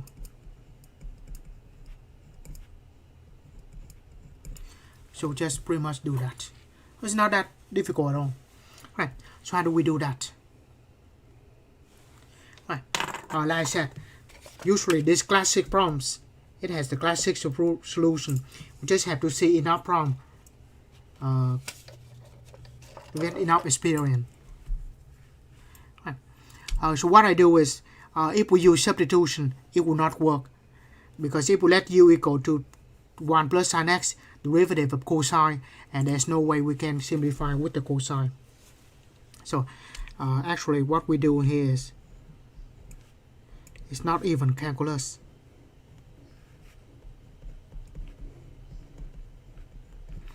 Just multiply by the conjugate. It's more like algebra or trigonometry.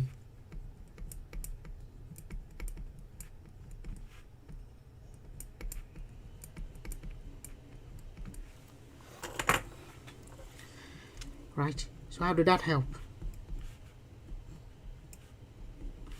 Multiply by the conjugate. The top, we just have 1 minus sin x.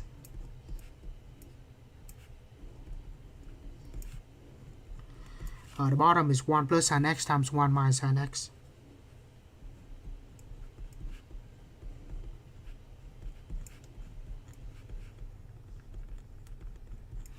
Now multiply it out.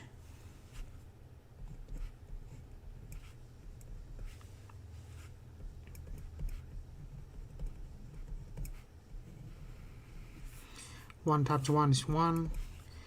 1 sin x minus sin x plus sin x minus sin square.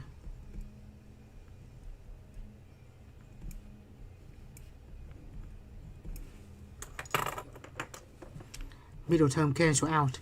That's the reason we multiply by the conjugate.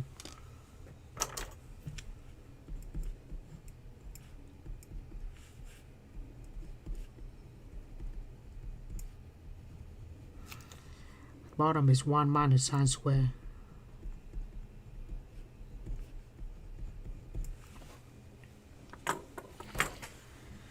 Now 1 minus sin square, we have the Pythagorean identity, sin square plus cosine square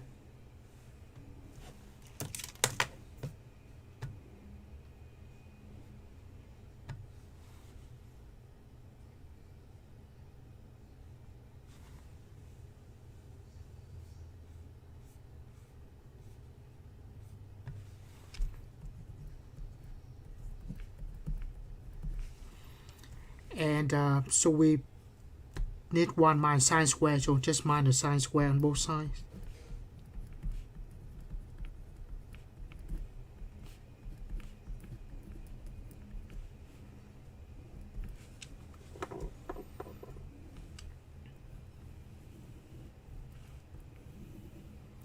And substitute that in here.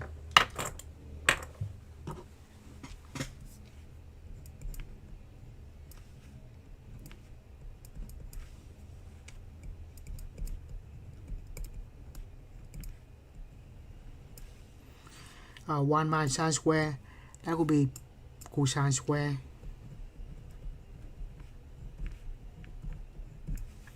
Right, how did that help? Well,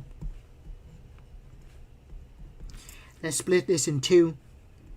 1 over cosine square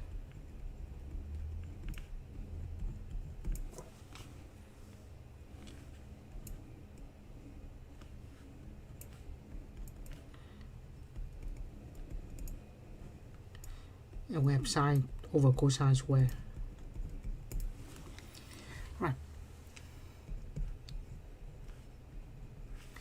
1 over cosine square, that is secant. It's very convenient.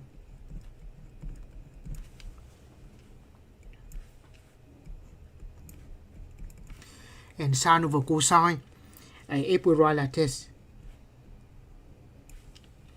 the sine x, the cosine square, we have 2 cosine, cosine times cosine at the bottom. Give us cosine square, right? on the top we only have sine, so we can only put on one of them. Let's put the sine here, and then we have to put 1 there.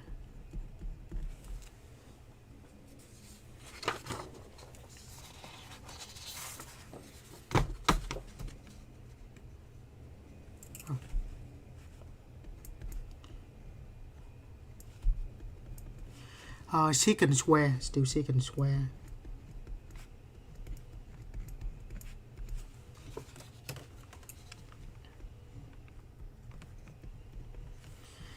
One over cosine secant, sine over cosine tangent.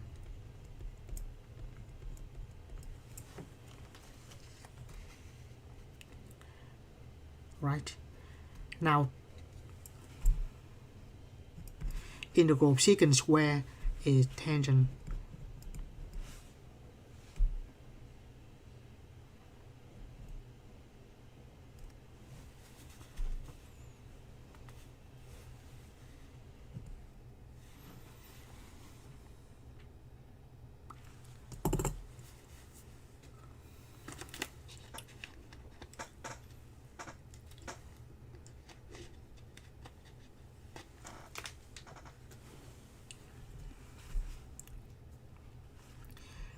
We have to go from 0 to pi,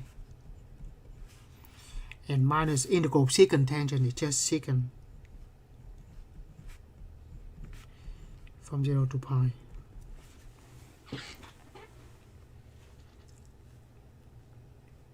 Right. So this problem, like I said, in terms of integral is pretty simple. Integral of secant square is tangent, integral of secant tangent is secant. The problem here is just to do the algebra, multiply by the conjugate, and simplify the trig function. So tangent of pi minus tangent of 0 minus secant of pi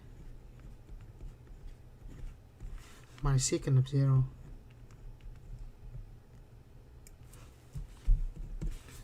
tangent of pi in gradient mode. Yes, alright. Tangent of pi 0, tangent of 0 0. Secant of 0, secant of pi is 1 over cosine of pi.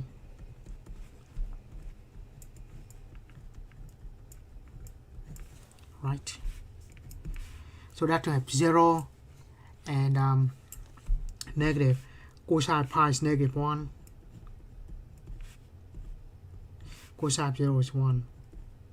So minus 1, minus 1, and minus 2.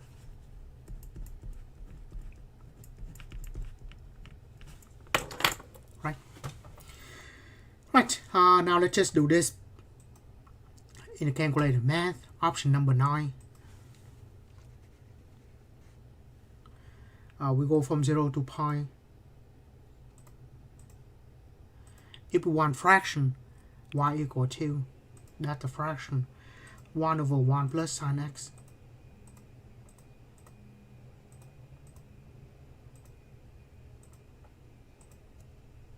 We have 2. No, that's good. A calculator, the calculation for the integral is not that bad. Just require that the trig here is multiplied by the conjugate. Without knowing this trig, that will be a lot more difficult to do.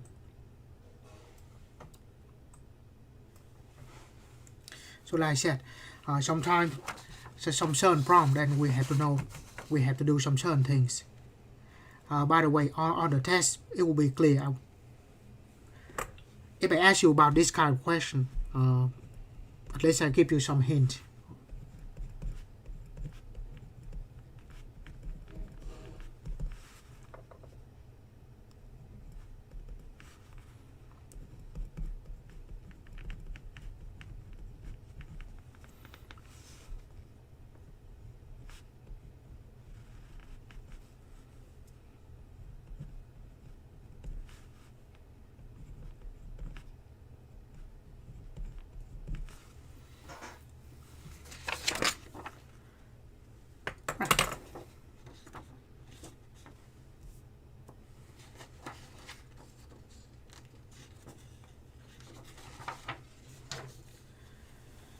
I see we have this problem. See what should we do and what can we do.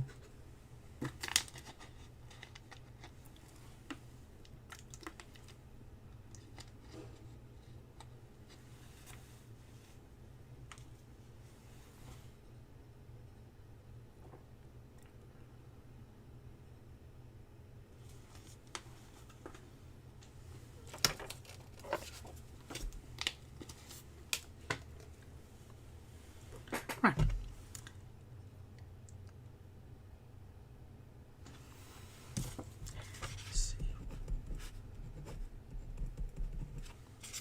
Right.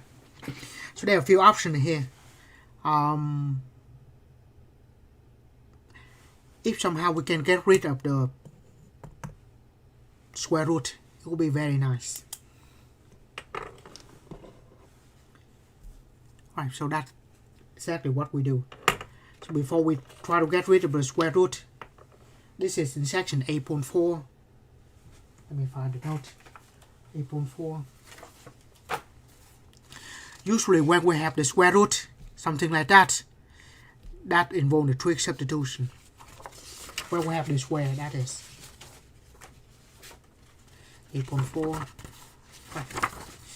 Now the three cases. That.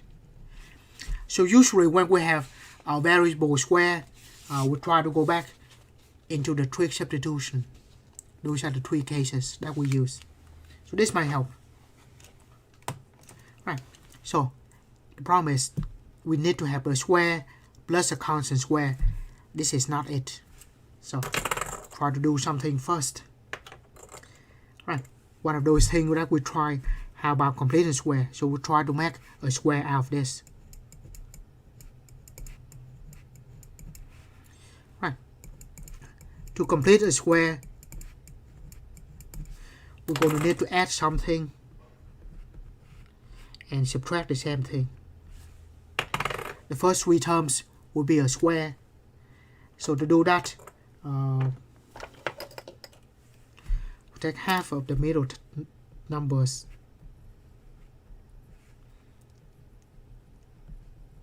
Half of it, and then we square. Half of positive 6 is positive 3. 3 squared is 9. So we're going to add 9 on both. Add 9 and then subtract 9.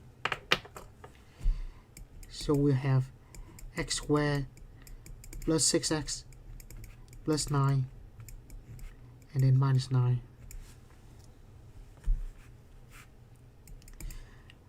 The first one is going to be a square, and then we just have x with that numbers plus 3 and then minus 9. We can write as 3 squared. Right. So that integral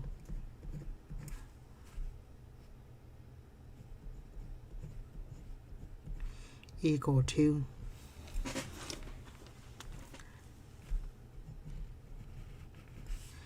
x plus 3 square minus 3 square. Right. I want to write like that, the 3 square now. So it's easier when we. So it is easier to compare to the form that we have in section 8.4, the three cases. Right. Before that, let's do the substitution. X plus 3. Let's take care of that first.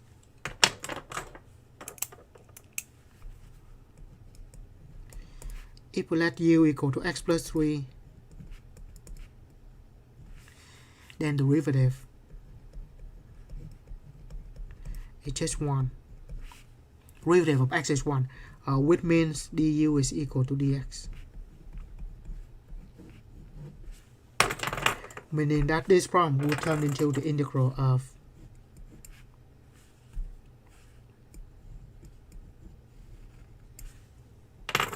x plus 3 is u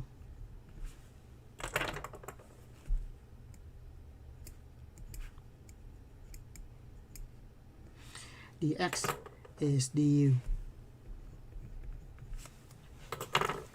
So I don't know why I write the 3 there, but should be u square, sorry. Right, we have a variable square minus a constant square. That will be a secant theta. Right, so I equal to u square minus 3 square du. So it will be quick substitution. Let u equal to 3 times secant. Yeah, once again, variable square minus constant square. Quick substitution a secant theta.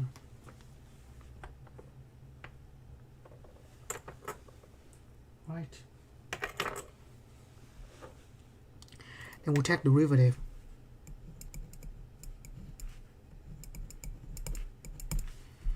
Three secant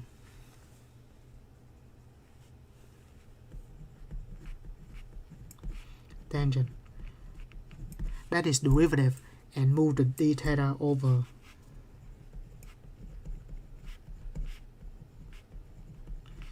Three secant theta tangent theta d theta. Right. And now the u square minus 3 square.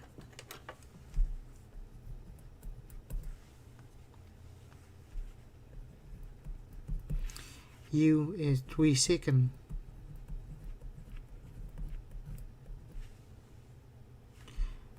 minus 3 square secant square minus 3 square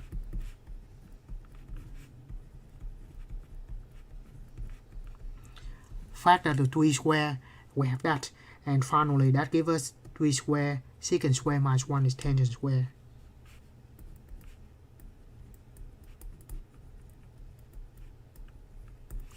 Substitute that in here, we will have, oh snap,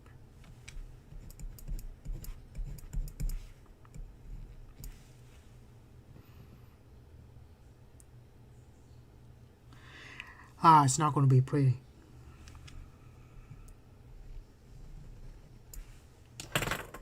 Three tangent square in 3 square tangent square.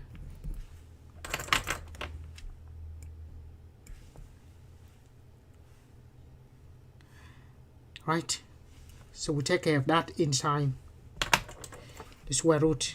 It's just one term, which is very good. And then du is going to be that.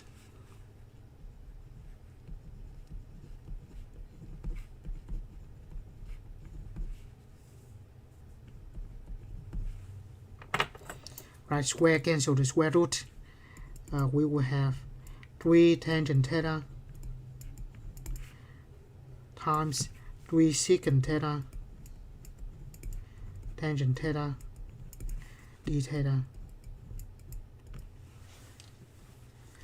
Right, 3 and 3, that will be a 9.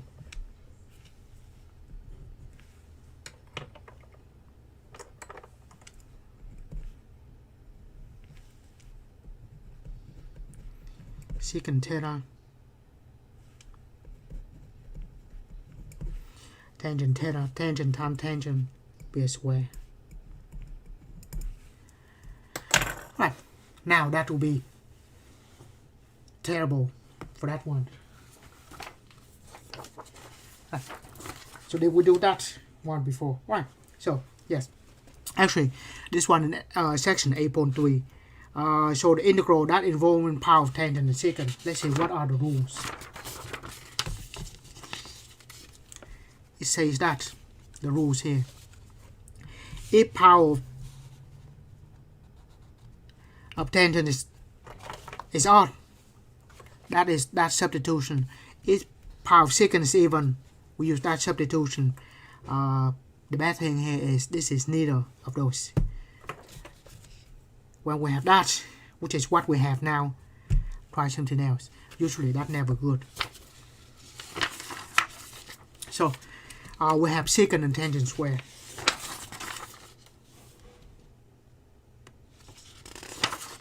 Actually, we did that before.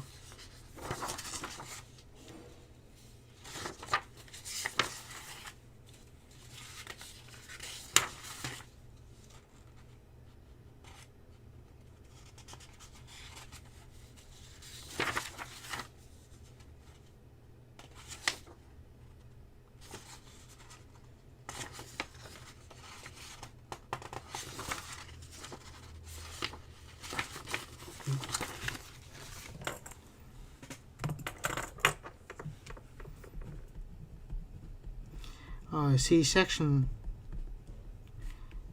8.3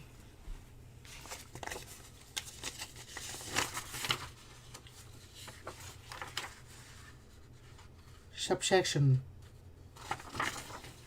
3b3.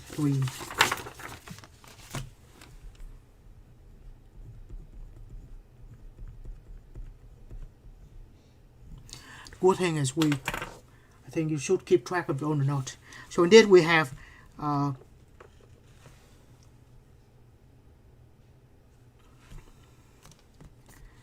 problem, and even that problem refer to another problem, but after all of that the integral is equal to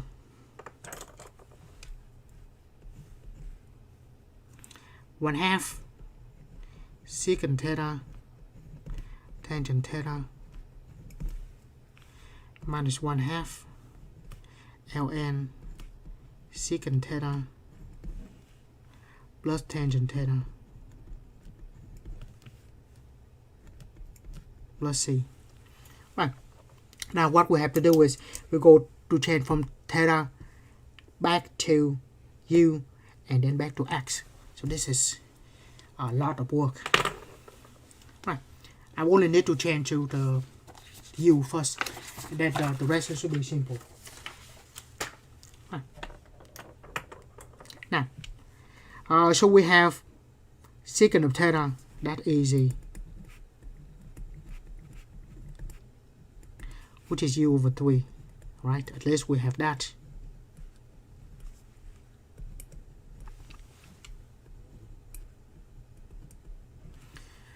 And u is x plus 3, that's easy. Now we just need to find out what is tangent, right? That a triangle.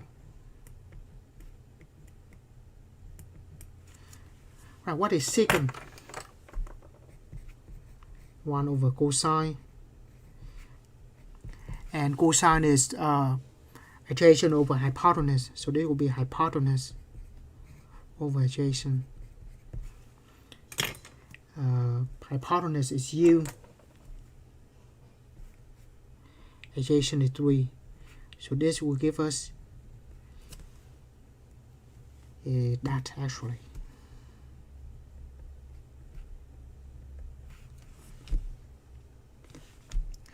And then tangent is opposite over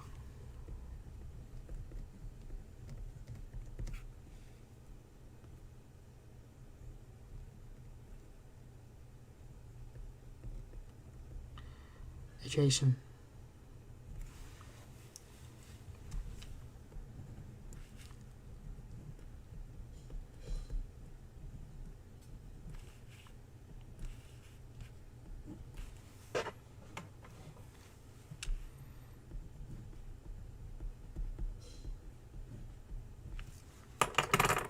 And finally, u is equal to x plus 3 from here. So bottom line is we have 1/2 x plus 3 for u divided by 3 by 3 x plus 3 square minus 3 square minus 1/2 ln x plus 3 over 3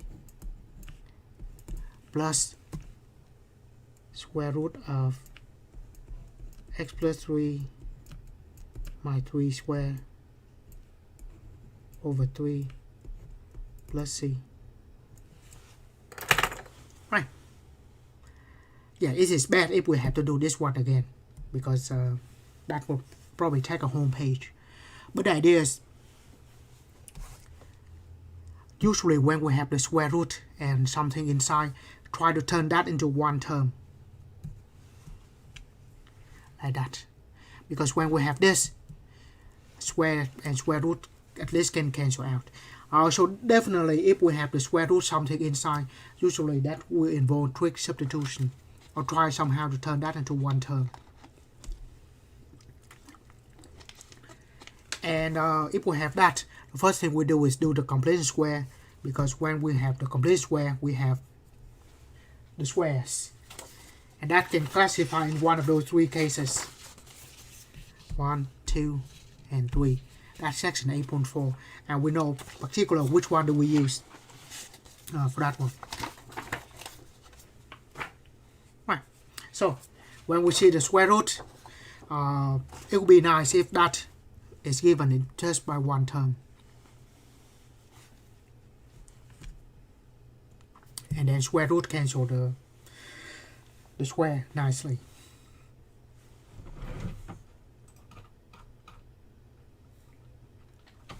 Right.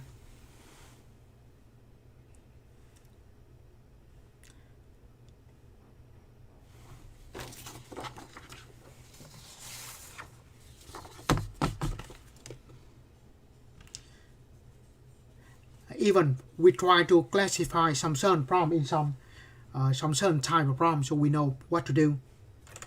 But there will be a lot of exception. So that's why in the integral, we just have to do a lot of problems in order to do a lot of problems.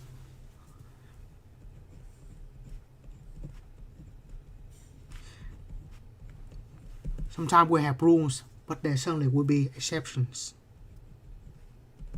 Example 3.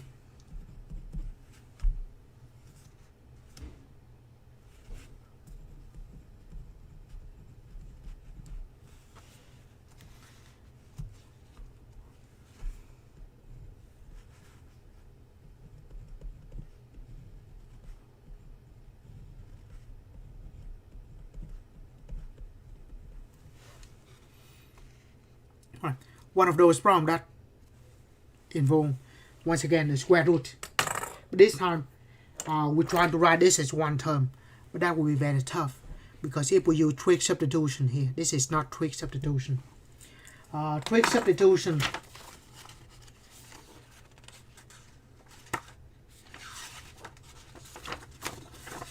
substitution involves two squares, and e to the x is not a square. One is a square, but e to the x, kind of difficult to do that. But before we do that, let's just put the dx on the side.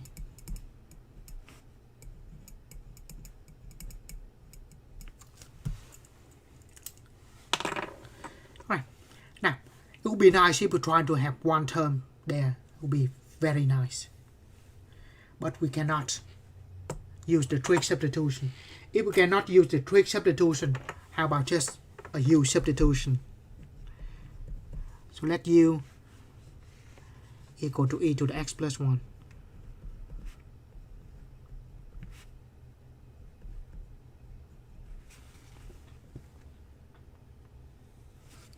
Right? Then we'll take derivative.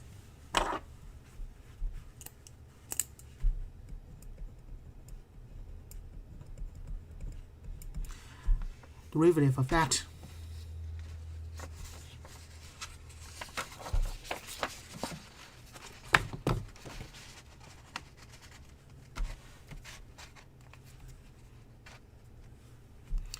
Derivative of e to the x is just e to the x. Derivative of constant 1 is just constant. Move the dx over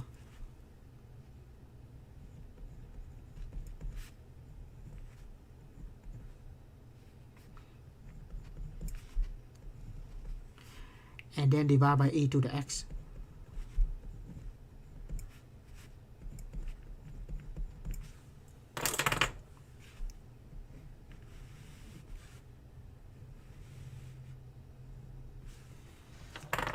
Right, it's not that bad.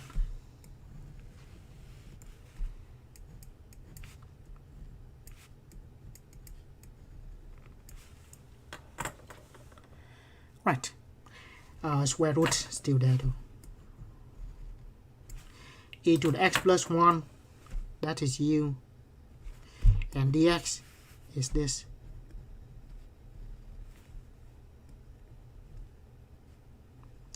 I'm sorry, this is kind of bad.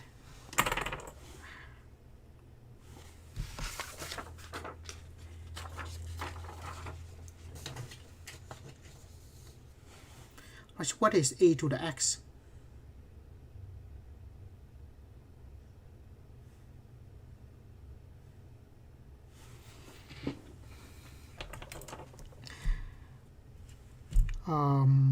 E to the x, somehow we have to write that in terms of u, which is okay here. E to the x will be equal to u minus 1.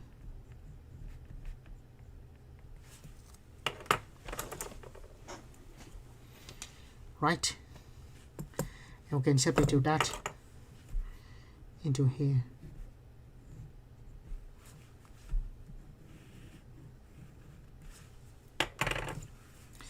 So we'll have 1 over square root of u, and then u minus 1.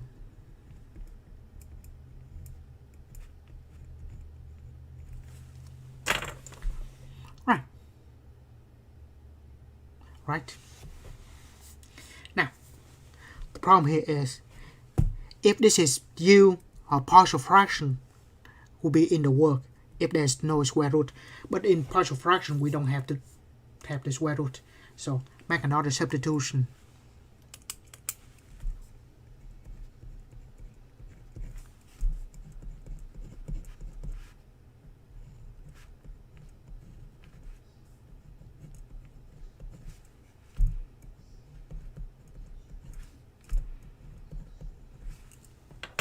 So we have to make another substitution. So we write as a square root. So we don't have to have the square root. In that case, we can use partial fraction. Right. So let v be equal to square root of u, or u to the 1/2.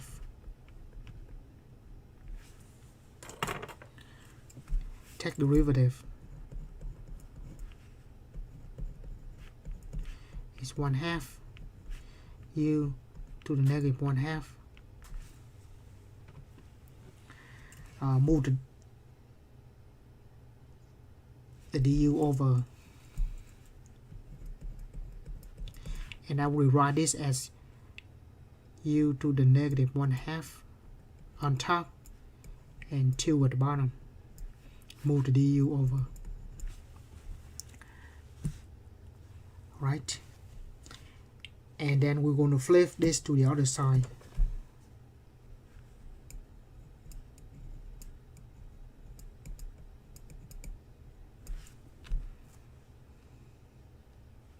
And we're going to flip to the other side.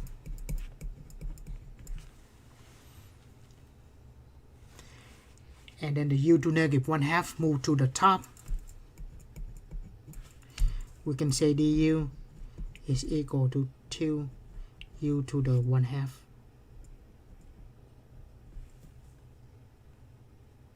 dv.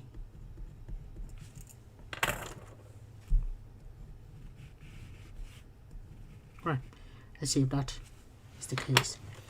Right, derivative is 1/2 u to negative 1/2 with the 2 over u to the 1/2 dv. Right.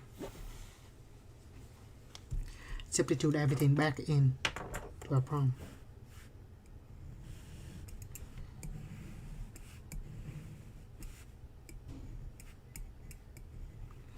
Square root of u is v.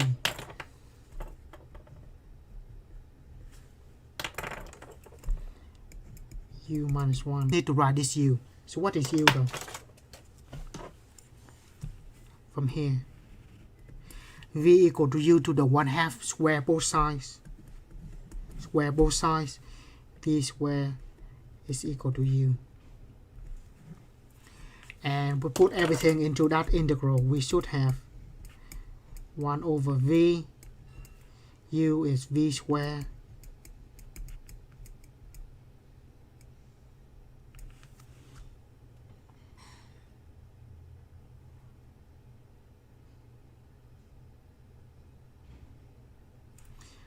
times 2 u to the 1/2 also v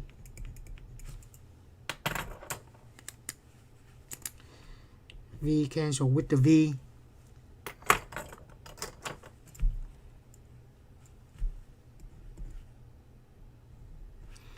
We have 2 over v squared minus 1.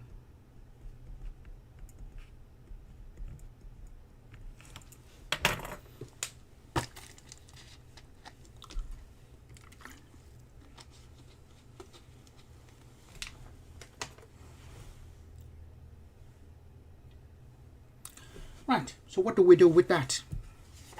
2 ways. We certainly can use the secant or partial fraction.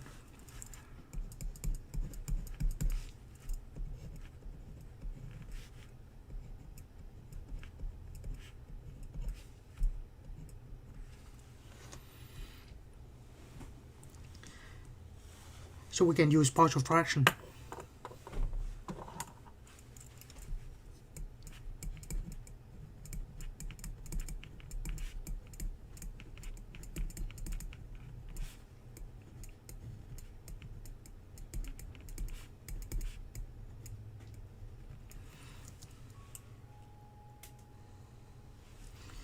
Can write v minus 1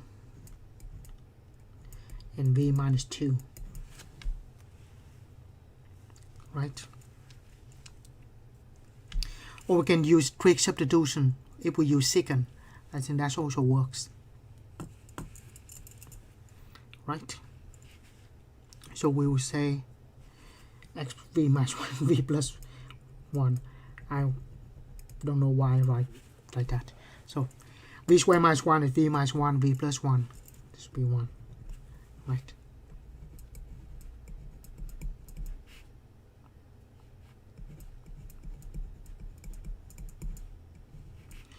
Partial fraction over v minus 1 over v plus 1.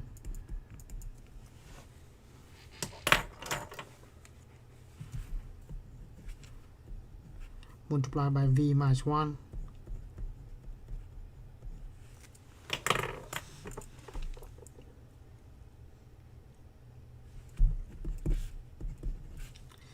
right, so 2 equal to a times v plus 1 and then b times v minus 1. Right?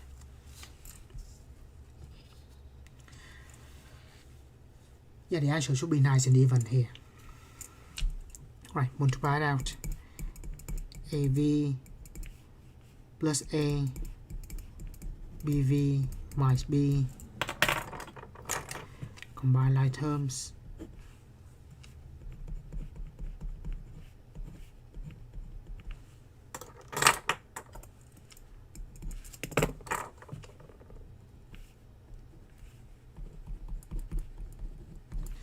And that's what we have. So look like 1 and negative 1 here. Right. So matching the coefficient a plus b equal to 2. I'm sorry, a plus b equal to 0 because there's no v here. A minus b equal to 2. That's easy.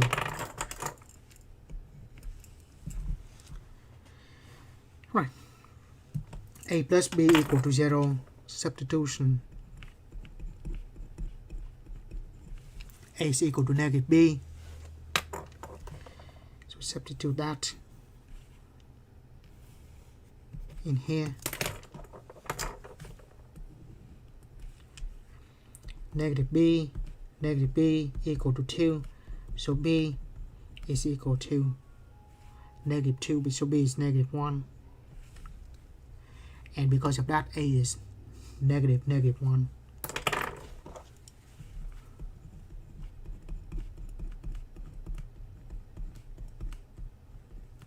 This one. Right, so the partial fraction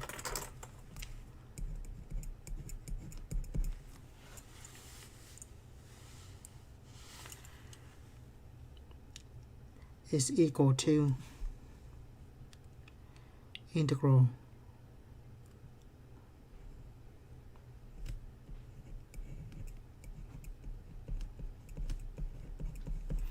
that we split into 2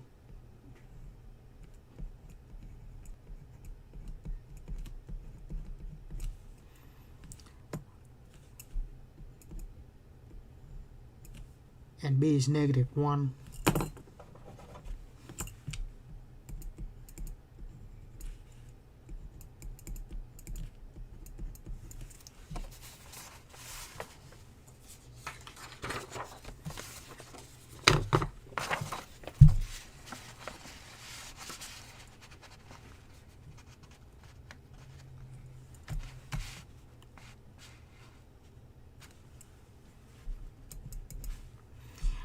That will be just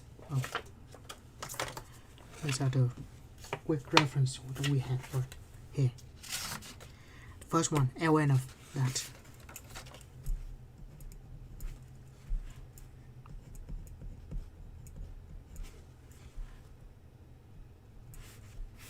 minus ln of v plus 1 plus c, right? And v is square root of u, and u is e to the x plus 1, right? Before we do go any further, this we can write as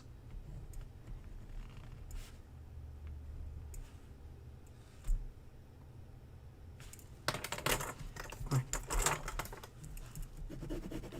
So what I'm trying to run here is ln of m minus ln of n is ln of m over n. So we use that formulas to combine the logs.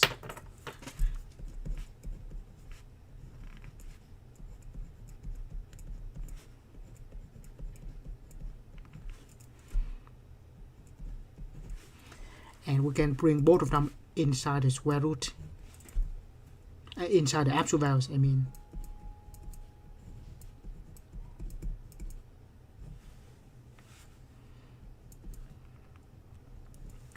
And now substitute back.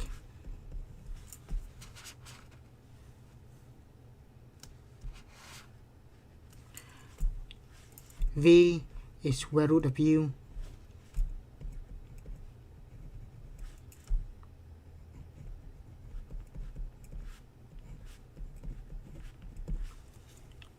and u is e to the x plus 1.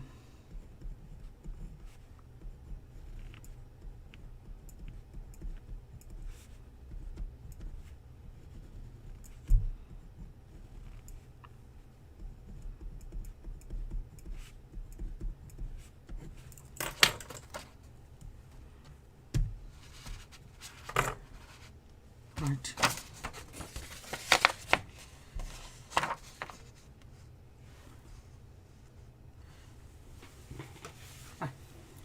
I'll catch up and then try to see if I actually have that integral in my book.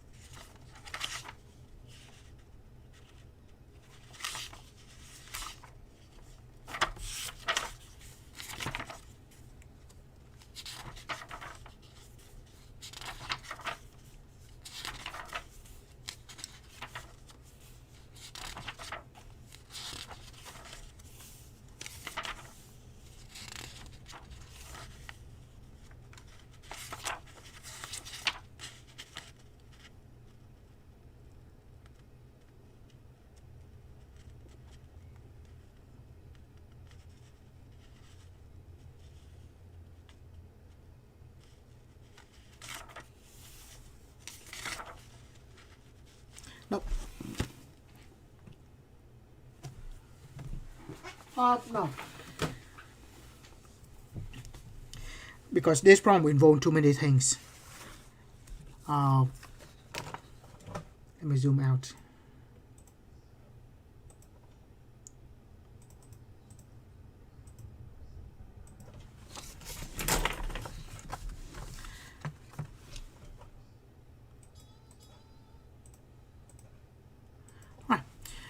So I should say that on the test, the problem that involves partial fraction would usually take the most time to do. So this partial fraction thing here. But in this case, this is a substitution. Actually, there are two substitution and then the partial fraction, and then at the end, we just substitute back in. So on the test, you don't see the problem this complicated. Yeah, usually I just want to test like one concept for the question. I probably prefer to have like 20 questions, like the first test. So for each question, I only test you one concept. I want to combine a bunch of different things into one problem like this. But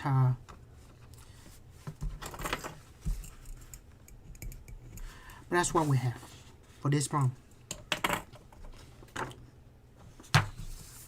Right.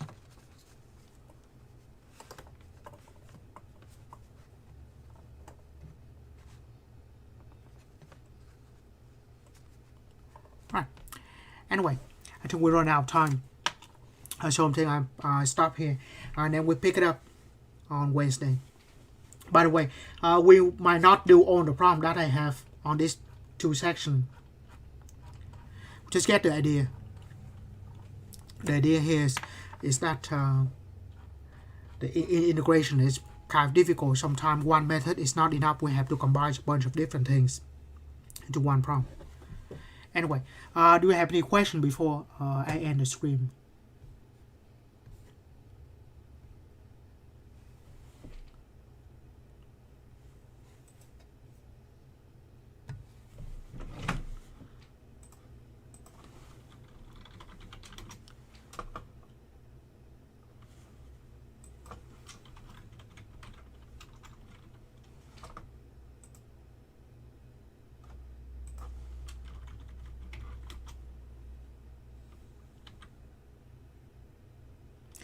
I will not post this note on the Google. I mean, the blank one, the note like we have on that side.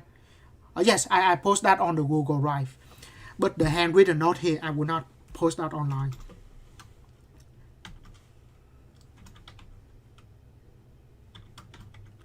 Because at the end of the semester, I'm going to ask some of this to be sent back for 10% of the grade. So I would not want to post this online, so to just copy it down. I mean, after all, this is kind of the lecture class, but we just make it online. So on the lecture class, you cannot really have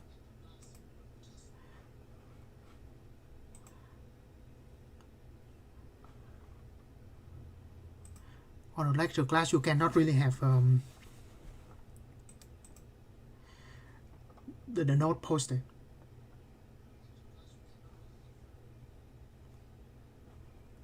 Right, how do I end the stream? Okay, got it.